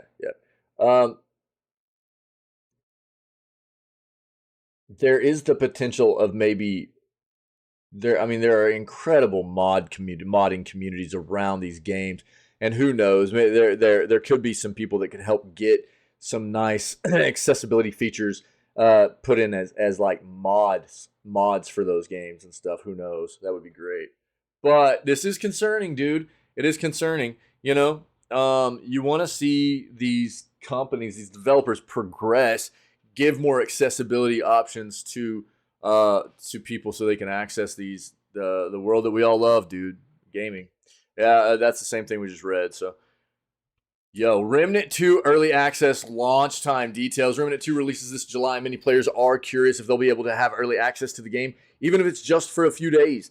Since revealing at the 2022 Game Awards and more info given during the 2023 Summer Games Fest, many fans are anticipating the sequel's release. The launch date for the game is quickly approaching, and players can get their hands on it soon. Remnant 2 is shaping up to be a true successor that looks to be only better and more expansive than the original game. Players will have a load of new content to look forward to when the game launches. Let's get in. Yeah, there. Yeah, get rid of that. Yeah. Early access to Remnant 2 available.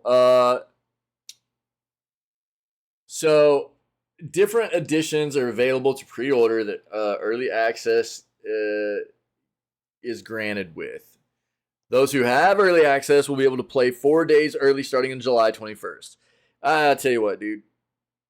I am just so done with this mechanic in the industry of like, buy our special edition and play the game, 4 days early or whatever. It's like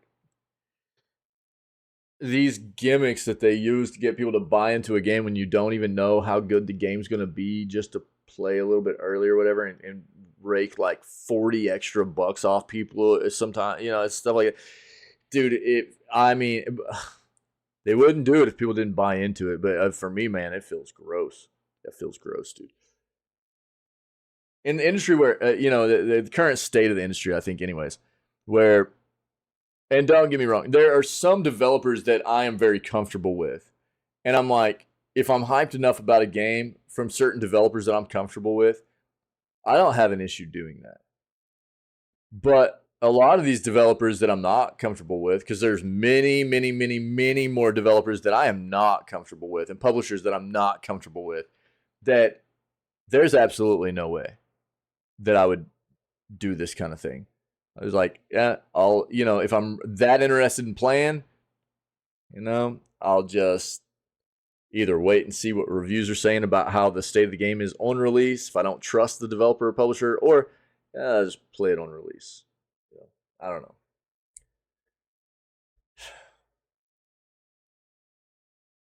In order to gain early access, players must have pre-ordered the Ultimate Edition of Remnant 2. The early access perk does not apply to either the standard or deluxe editions of the game, unfortunately. Cost of the Ultimate Edition also seems like a great deal for Remnant 2. It is $70 US. That is the normal price of like a AAA game.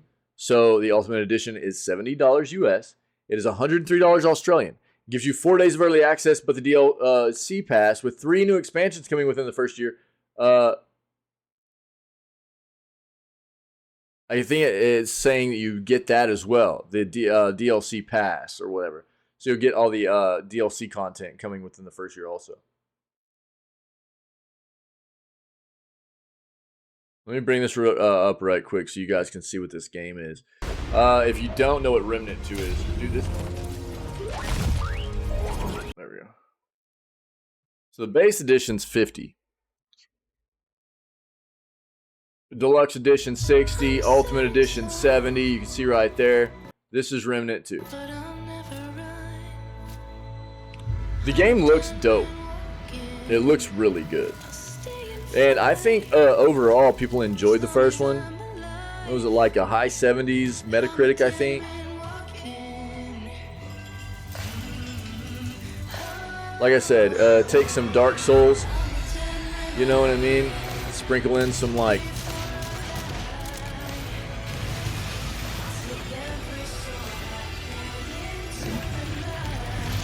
Gears of War, or mash those together,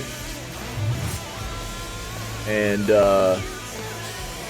you got like this game, but it's like loot and shoot co-op.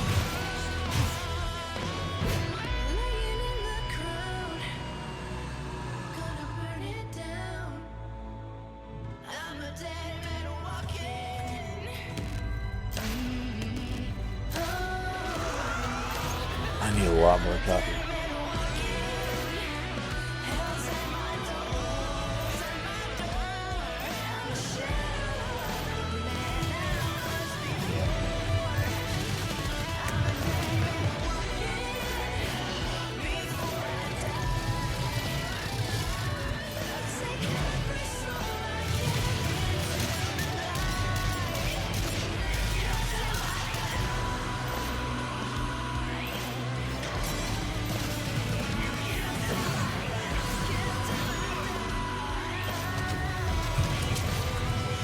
Peter, what's up, brother?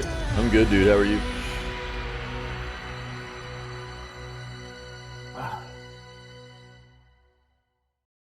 So that's Remnant 2. It looks sick, man. Really interested in this. July 25th.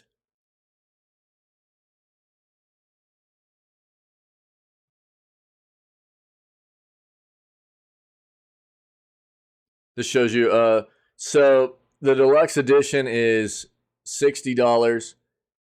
Base game's $50. Deluxe edition $60, which gets you some additional armor sets and 3 days early. No. Just additional armor sets. The Ultimate Edition is $70. Is that what that said? $70. Ultimate Edition is $70.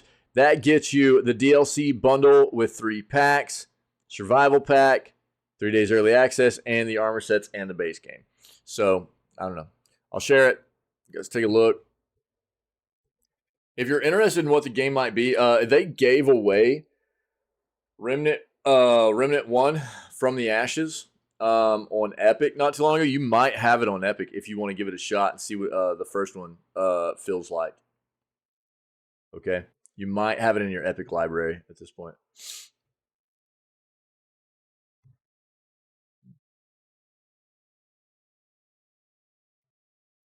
All right. Popular Nintendo Switch game on sale for $2. Dude, are we talking about inside? Oh, Oxenfree. Oxenfree. Yeah, so Oxenfree 2 is hitting on the 12th. Oxenfree 1 apparently is on sale right now.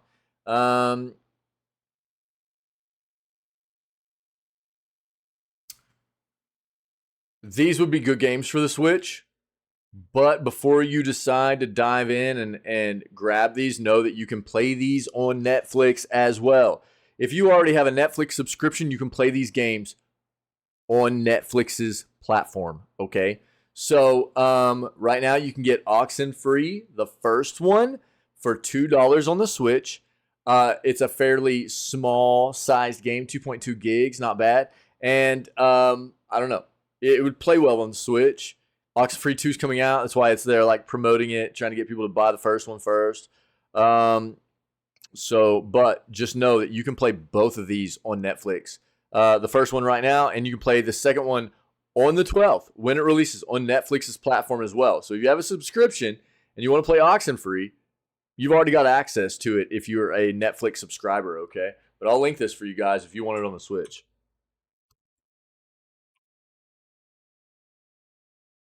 What are you up to today, Peter? What's going on, man? Fanatical's July Platinum Collection includes some terrific PC games. Solstice Garden Story of Them's Fighting Herds is just a few of the highlights of Fanatical's new sale. Fanatical's Platinum Collection for July. Buildable bundle. A bunch of Steam Deck verified PC games from as little as $2.86 each. You can grab three games for just $10, 5 games for $15, and 7 games for $20.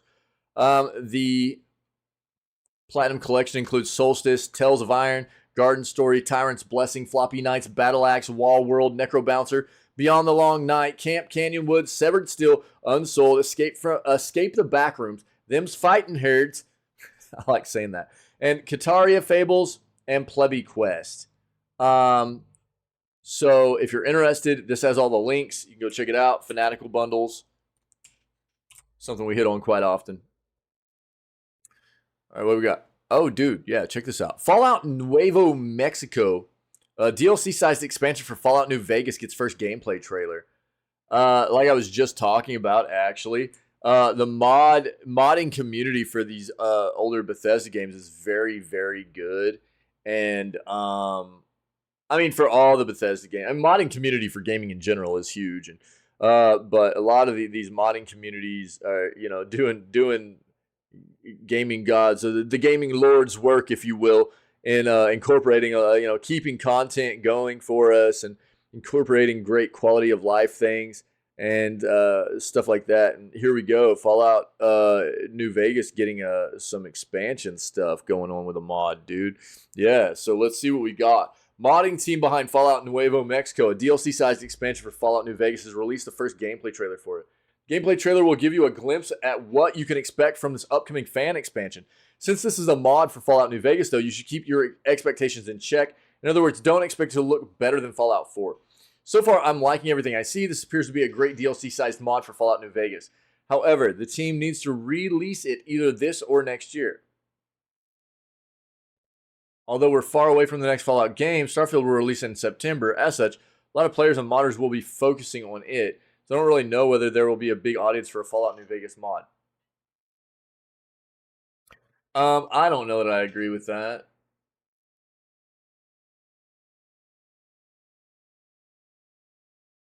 Fallout New Vegas is like the GOAT due to the Fallout games, and there will still be a lot of people that, even if they don't play it right away, even if they want to play Starfield first, they'll still go grab this and play this maybe after they kind of start winding down Starfield or whatever.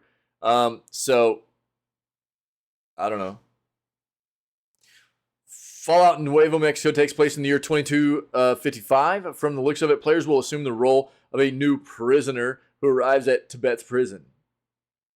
According to the developers, players will join multiple new factions. Mod will also offer 3 unique companions with a revamped companion and affinity system. Additionally, it will have various new activities and will let you travel to various states and locations. This is the 4th DLC-sized fan expansion for Fallout New Vegas. It's currently under development. The other 3 are Fallout Broken City, Van Buren Remake, and Star Wars Open World. You can also download and play 2 other fan expansions, Fallout New California and Fallout The Frontier. Let's look at this gameplay trailer. What is this? Let's see this, dude. 18 minutes?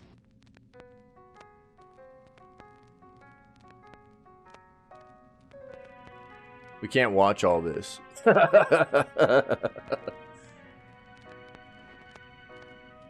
Yeah, that's a long trailer, dude. Yeah, we're not gonna watch all that. But I will link it for you guys. There's 18 minutes showing the expansion gameplay for this Fallout Nuevo Mexico mod expansion. Okay, but take a look. That's a long trailer, dude, or a long video. Okay, here we go. Duh, man, this okay, hold on. I gotta figure out what's going on with the random mote stuff before we start gaming today. This broke yesterday.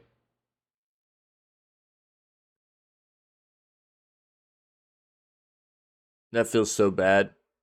Random mote is broken, dude. I'm gonna have to look into that. I forgot to look into it yesterday. I streamed flipping all day yesterday, so it's part of it. Random mote, no random mote right now. Sorry, guys. Give me a second. I'm actually gonna go ahead and one second.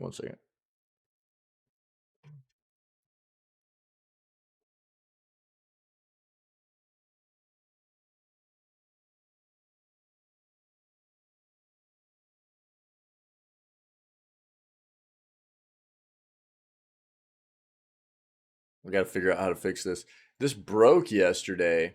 I think it's on Twitch's side too. I have to assume, but I got to look into this before we start gaming. See if I can fix it.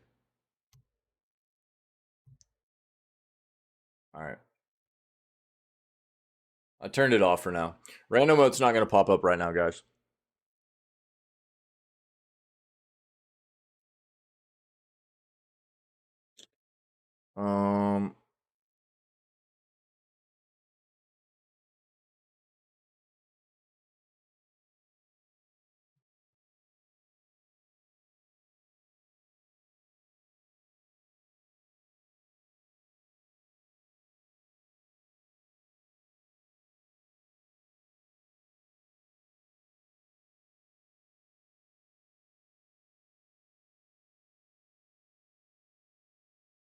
What the crap?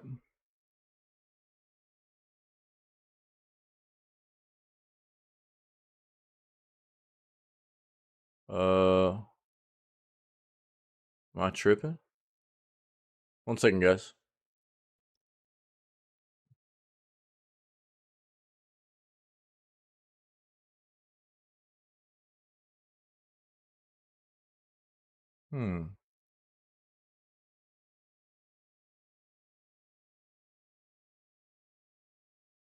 That's weird.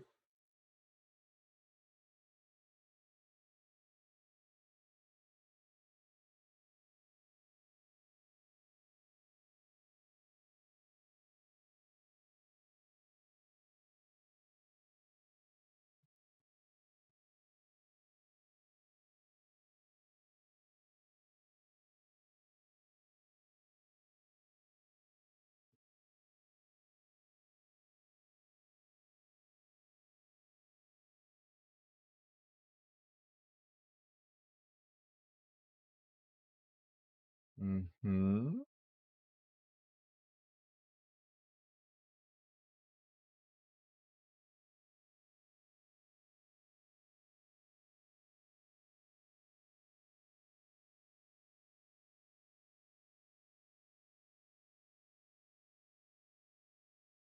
Okay. I'll have to address it here in a little bit. Yeah, kind of weird. Kind of weird. It's kind of broken. Sorry. Fallout 5, can't wait. See, I didn't even, I'm kind of, yeah, so sorry. I was not looking at chat right there. I was trying to see, look at something else. So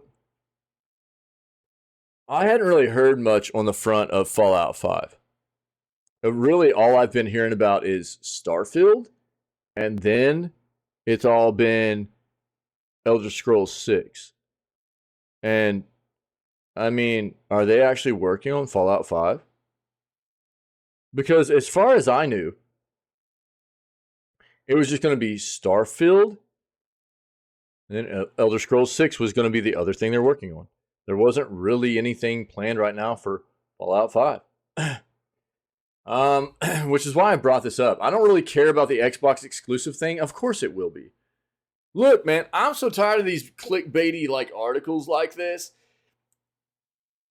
This is Elder Scrolls 6, Starfield, all these Bethesda games, right? They're huge for Xbox. There's a reason why they bought Bethesda or they bought ZeniMax, right?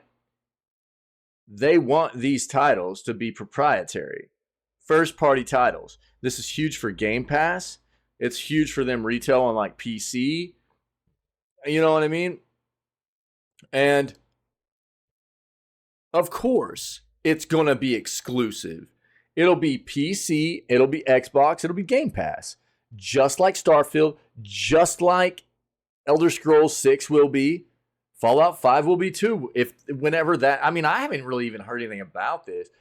It's probably going to be a next gen game when it does. Wait, okay, so we know Bethesda is going to make the next mainline installment in the series after Starfield and Elder Scrolls 6. Okay, so why is this even being talked about? Dude, we're still a good number of years away from Elder Scrolls 6. I don't think we'll see it until 2025, 2026. Elder Scrolls 6 at the earliest. So then we're talking, dude, we're probably not going to see Fallout 5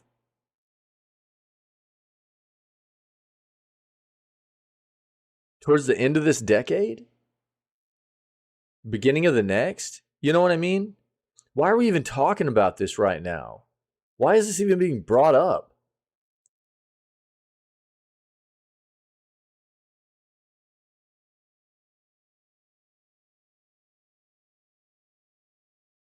During the recent Microsoft FTC hearing, Phil Spencer decided in 2021 that all ZeniMax titles going forward would be exclusive to Xbox consoles. Is that a surprise to anybody? I mean, come on, man.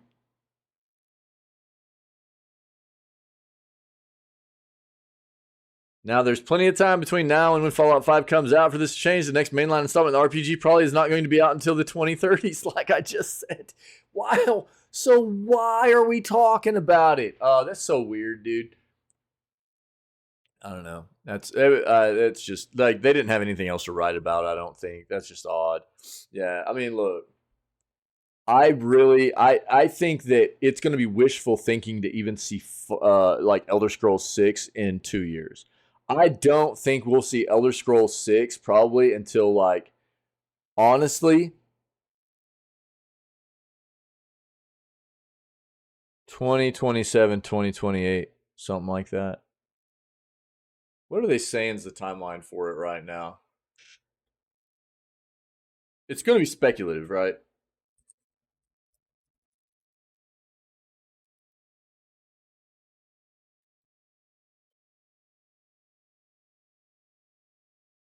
Wait, what? Microsoft lawyer accidentally leaks Elder Scrolls 6 release date much sooner than we thought? Wait, what?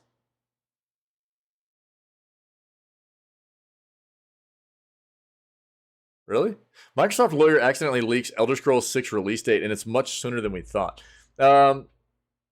Info is pretty surprising. Starfield is coming out very soon. We're also super hyped for it, but the big one that even more people are waiting for is, of course, Elder Scrolls 6. While we expected to wait ages for this game, it's unlikely. An unlikely source just revealed that it could come much sooner than expected, as a Microsoft lawyer accidentally revealed a surprising release date. Yeah, dude, on both sides of the ball here. Dude, there's been a lot of documents that were supposed to have redacted data in them from Sony that you could see. You could still see the data. We got a bunch of like information about how much their budgets were for certain games, how much they've made off of them, things like that. When Elder Scrolls series was mentioned in court as a comparison to Call of Duty, lawyer intervened and revealed some juicy deeds. I think it's supposed to be deets.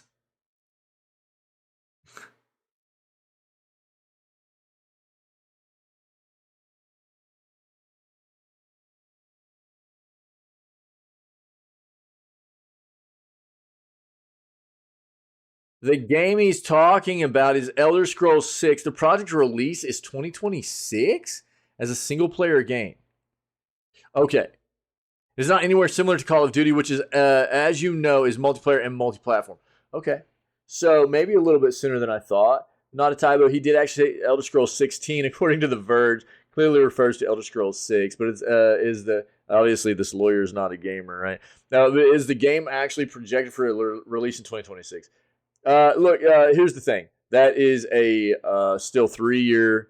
Need a new PC for Starfield, probably. Yo, Peter, I'm actually, dude, I streamed all flipping day yesterday, dude. But I still have the tab up with that PC. I was gonna look at it real quick, man. So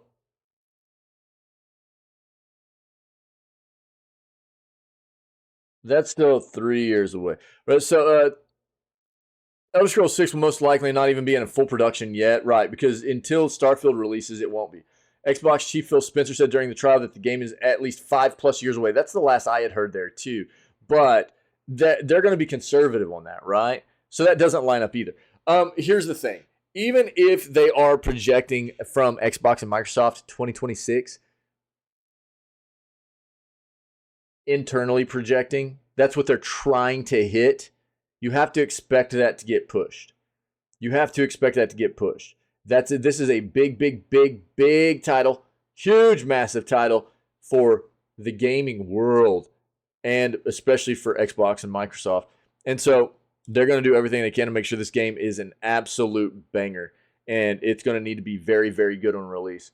And so, if it's ready in 2026, they'll release it in 2020. If it's not ready, they'll push it, right? But we just have to be ready for the fact that it could push. But this is new info. I hadn't seen this yet. I'm glad I looked that up.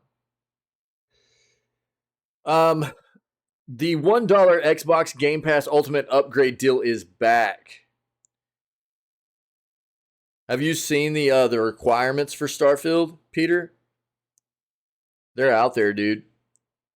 If you've been holding out, this is great news, actually, dude. I'm glad Xbox did this because there was quite a bit of backlash for them raising the prices. And, I mean, it was warranted, to be fair.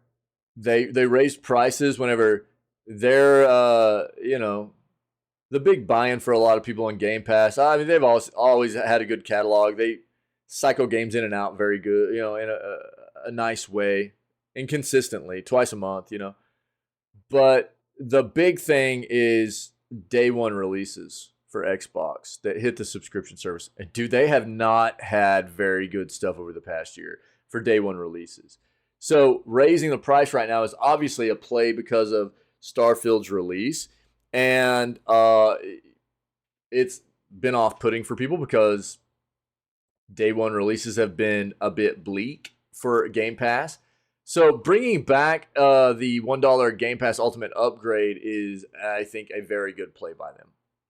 You've been holding out upgrading to Game Pass Ultimate. Now might be the time to do it. The $1 Xbox Game Pass Ultimate upgrade deal is back, though it is a bit different than in the past.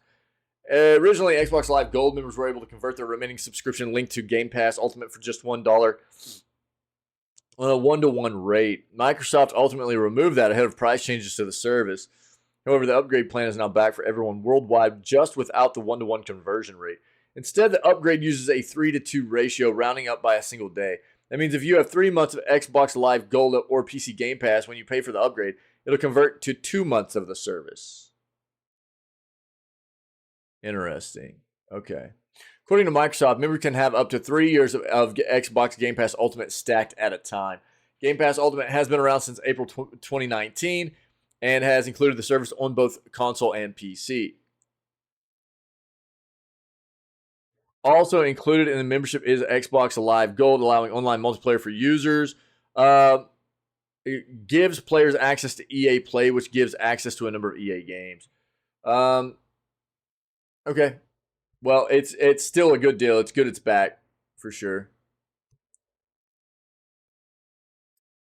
Ultimate just gets the streaming. Is that what the streaming is the difference? No. So Ultimate, you get Ultimate's the complete package. There's a site that'll show you a chart, but the main difference is with Ultimate, you get both Xbox and PC day one releases, Xbox Gold. Let me here. I won't be able to tell you all the differences off the top of my head, but this should give it to you.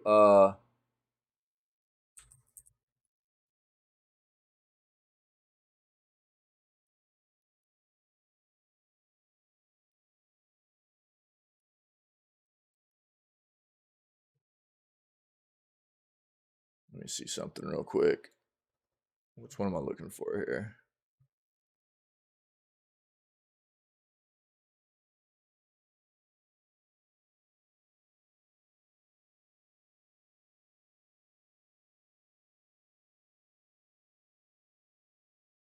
Yeah, okay. This will probably do it. Check this out.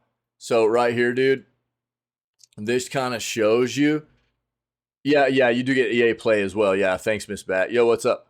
So this will show you. I'll link it. It's some of it's being covered up, but they've got different things, right? You got Ultimate, you got PC Game Pass for console, and Gold, right? And this will give you an idea what all the subscriptions include and the differences between them. Okay, so I'll just link this, dude, and you can take a look at it. Cloud gaming's only with the Ultimate. Yeah. There you go. Yep.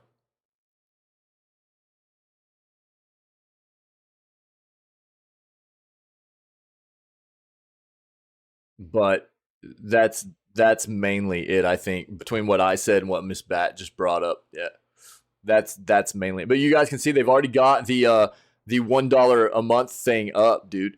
They took this away like 2 months ago, and they got kind of ripped for it. And that's you can already see it's back on their site, man. That's great. Nice. There you go. PlayStation Plus users warned to avoid new game deleted within hours. What's up, Miss Bat? What are you doing? What are you doing? PlayStation Plus subscribers have urged those with a PS Plus Extra and PS Plus Premium subscription on PS4 and PS5 to avoid a fairly recently added game. Across PS Plus Extra and PS Plus Premium, subscribers have access to hundreds of PS4 games and PS5 games, and in the case of the latter, PS3, PS2, PS1, and PSP games as well. Suffice to say, there's never any justification to waste your time playing something mediocre or that you don't like, because there is a metric ton of alternative options at any given point.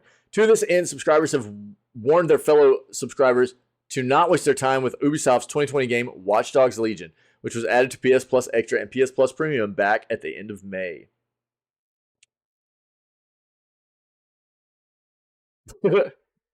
Just woke up. Word. How did Guck Deuce Guck go? Was excited to get Watch Dogs Legion. Deleted Watch Dogs Legion within hours, reads the Reddit post. I've never deleted a game because of its dialogue and voice acting before, but it's so bad. Made the game unplayable for me. I returned to it twice with the goal of blocking out the dialogue, but it defeated me. I enjoyed Watch Dogs. It took itself too far too seriously, but was fun enough. Really enjoyed Watch Dogs 2. Much brighter. It didn't take itself too seriously. Post continues, whereas Legion is like they got my 70-year-old talkback radio listening dad to write the script with the note, make them sound like edgy youth. And the voice acting, it was so bad. Of course, this is a bit of a hot take about the game, but it's apparently not that spicy because it's seemingly not that uncommon. Many of the comments agree. For those curious, the PS4 and PS5 versions of Watch Dogs Legion boast a 70 and 66 on Metacritic. Not great, respectively. In other words, critics weren't very hot on the Ubisoft game either, so perhaps this post shouldn't come as too big of a surprise. Though if you don't pay attention to the reviews and thought about checking this game out after the decent reception of the first two games, may be in for a shock by the dip in quality. Yeah, let's look this up, dude. Hold on. Lots of geese being murdered. Nice. Yeah. That's what I like to hear.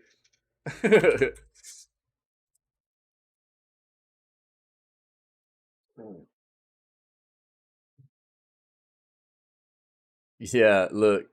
A 5.4 user score and a 72 meta score. Yeah, not fantastic. Not fantastic. So I don't know. I mean, it's on PS Plus. Yeah. If you want to try it.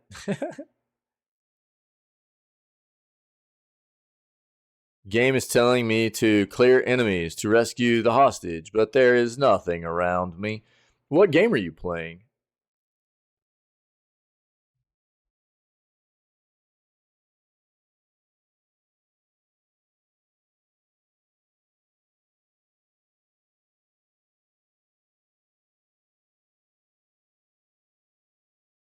Xbox Game Pass users say controversial game is a must play. The game in question dates back to 2017. Let's see.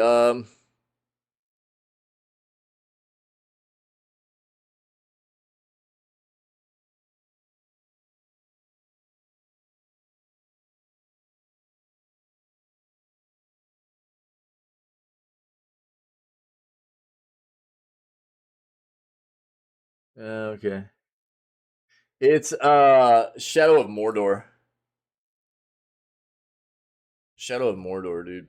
Yeah, people liked this game quite a bit. I played the first one. It's on Game Pass, and it's supposed to be very good. So I don't know. It's controversial because of loot boxing stuff, basically things like that. But overall, people really enjoyed the game. I think. Here. Oh, Days Gone. Oh, yeah, it could be glitching. Yeah. Let's see what they got here. There's been a new update. Shout out to our buddy Tinwin. He dropped this on me. I didn't know that there was an update that came for Hi-Fi Rush. This dropped on the 5th of July, so a few days ago. Getting called back for an encore never felt so good. Let's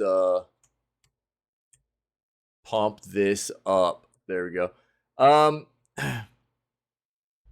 Time for even more rhythm-fueled brawling action in the Arcade Challenge update, available now as a free download for all players. So free, not only did this game shadow drop at the beginning of the year at a $30 price point and was an absolute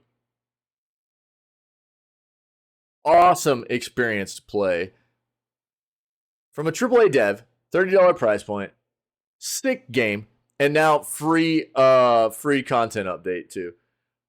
Arcade Challenge update features 2 new game modes for players who have completed Hi-Fi Rush's main story, as well as a ton of challenges with rewards to take on and more. Once you've downloaded the update, check out our hero Chai's hideout after completing the game to discover a shiny new arcade cabinet with 2 exciting game modes. BPM Rush, what? And Power Up Tower Up. BPM Rush has Chai battle waves of enemies with each surge of enemy, also increasing the beats per minute or BPM of the music. Defeat hordes of enemies both familiar and new as you boost the tempo up to a whopping 200 BPM. But remember, what counts staying on the beat no matter how fast it's going. Power Up Tower Up offers a different take on the Rhythm Tower challenge by starting players off with a depowered Chai. Stripped of his abilities at first, you need to choose upgrades between rounds. Sporting, so this is kind of like a roguelike kind of continuous battle, like tower battle stuff, I think. Choose upgrades between rounds, some sporting positive bonuses or perhaps a bug offering a reward for some risk to power back up and conquer the tower. There's more. The arcade challenge update also comes with all new challenges for players to complete for rewards. Unlock new photo mode stickers, outfits for Chai and the crew, new special attacks starring 2 of your favorite mechanical allies, and much more. They have some costumes that you can buy as DLC also, but look, I'm not going to hate on that. All the content, the in-game content is a free addition. The game's a $30 banger. It's an amazing game. The content they just added is free, and they've got some like cosmetics that you can buy into if you want. I'm not gonna hate on that at all. Yeah, that's sick, man. That's awesome. Shout out to Timwin. Thanks, buddy. They actually. Oh, here. Let's watch the trailer. Yeah, 1 second.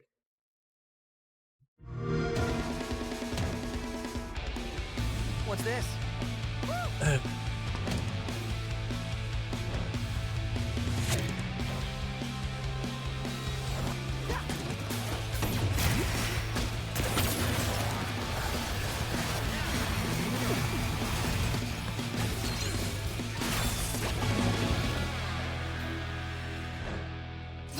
Wick's favorite game, yo.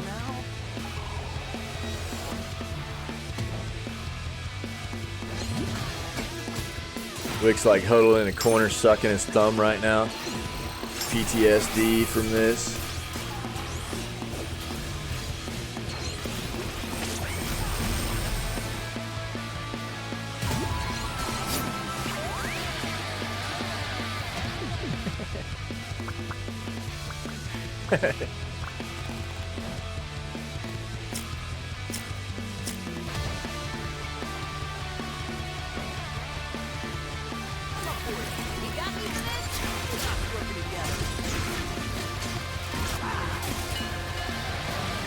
Yeah, I don't know, man. This game was so good. It's a really tough. It's a toss-up right now for me for Hi-Fi Rush and Dave the Diver. They're both so good, you know. I'm really caught up in the hype of how much fun I'm having in Dave the Diver right now. But dude, Hi-Fi Rush was so flipping good.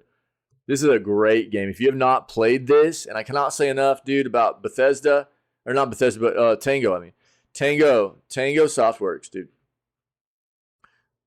Showing us that they can do something different than like horror thriller type games, and dropping, shadow dropping this on us earlier this year at a $30 price point. You do not see this happen. It was such a breath of fresh air, man.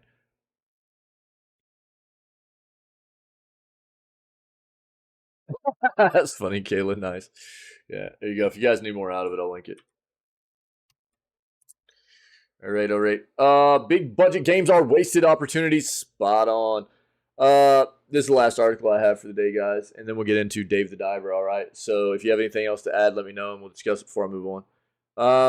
AAA video games require millions of dollars and multiple years. This is going to be quick. They've got like a video you can watch and see what they're saying about this. We're not going to watch it, but AAA video games require millions of dollars, hundreds of millions of dollars. Let's throw hundreds of millions of dollars in there, okay?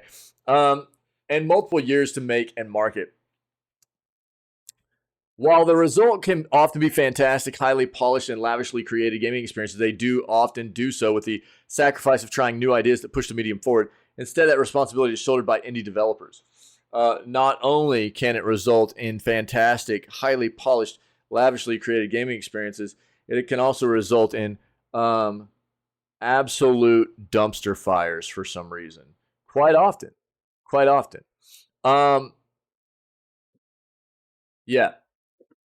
The sacrifice of trying new ideas. Yeah. The uniqueness that we get, the real passion in gaming, dude, is really, really, really, um, you know, this is pushed by the indie developers. This is something that we see quite often from the indie side of gaming. On this week's episode of Spot On, they talk about whether big companies are doing enough to ensure that the video game space is kept fresh with new ideas. Also discuss development teams that have taken risks in the past and had a major impact on the way we make and play games. This is a weekly news show airing on Fridays in which GameSpot's managing editor Timur Hussein and senior producer Lucy James talk about the latest news in games. So you can take a look at this and see what they have to say about it. But, we talk about this kind of stuff a lot. And I rant about this stuff a lot. It's terrible that we have to deal with these companies that puts apparently so much money into development, and we just get such terrible releases. And I will never ever say that I think that the process of developing video games is easy, but it doesn't negate the fact that you're a corporation, a business that is producing a product for a consumer. And if you're pushing out a broken product, you don't deserve money for it. That's just what it is, dude. That's just what it is. It's easy. And I think that people really, really need to start paying more attention, in my opinion. I know not everybody is invested in the gaming industry as I am, but I think people have to at this point take a look at these developers that have scammed them. You got to know who has done this to you and not feed them again. It doesn't mean that they can't do right by you in the future, but you just don't buy into it again until they show you that they can do better. Because if you keep feeding them while they're doing things wrong, they're just going to continue to do things wrong. Why wouldn't they? I think that's the big thing we have to try to get around. And but people don't pay enough attention to who's doing it to them, and they just keep buying into it, keep feeding the companies that are doing the bad things to us, and it's just a really bad snowball effect, man. But shout out the indie developers. Man, this is a struggle.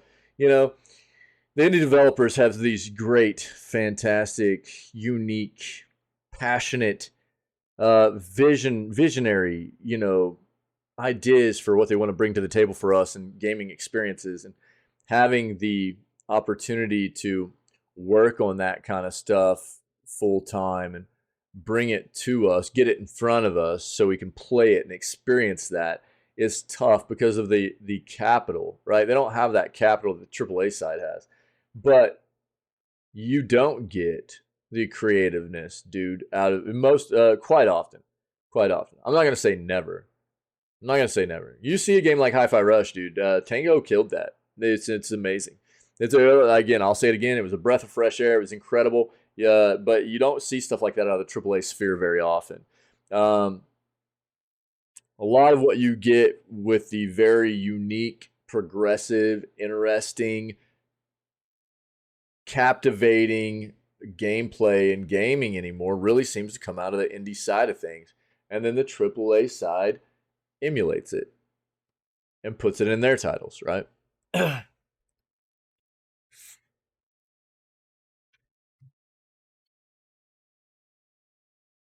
I didn't link it. Hold on.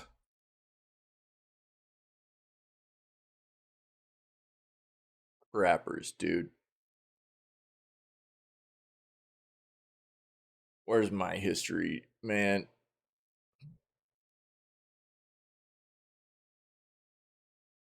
Bro. Bro. Oh no.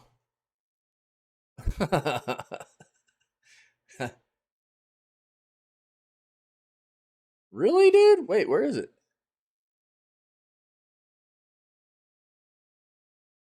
God, I can't even find it now. Jesus, I suck, guys. Sorry. I'll have to find it here in a bit after I take the break. But good news segment. Appreciate it. Let's get some tunes popping off here. 3-head play. Sorry, guys.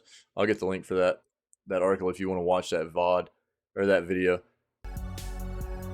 You guys are amazing. Happy flipping Saturday. Great news segment. I got to try to fix this random mode stuff too. That broke yesterday. It's like Twitch's the command for that to link into Twitch's emotes isn't working anymore. I don't know what's going on, but I got to figure it out. You guys rock. Appreciate you. I hope everything's going well. Hope you're having a great weekend. We're going to move on and do some day 4 of Dave the Diver.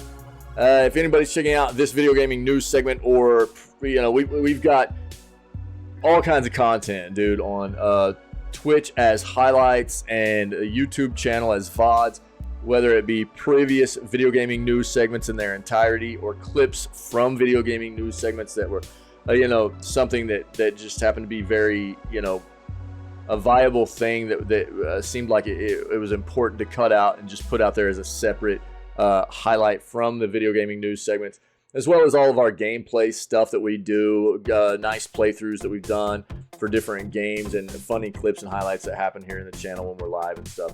All that stuff's out there on both the channels and playlists, and if you're enjoying this, go check out some of that other stuff. And if you're enjoying our content, what we're doing here, what the channel's about, man, come hang out with myself. We got an amazing community here that's always a part of what we do.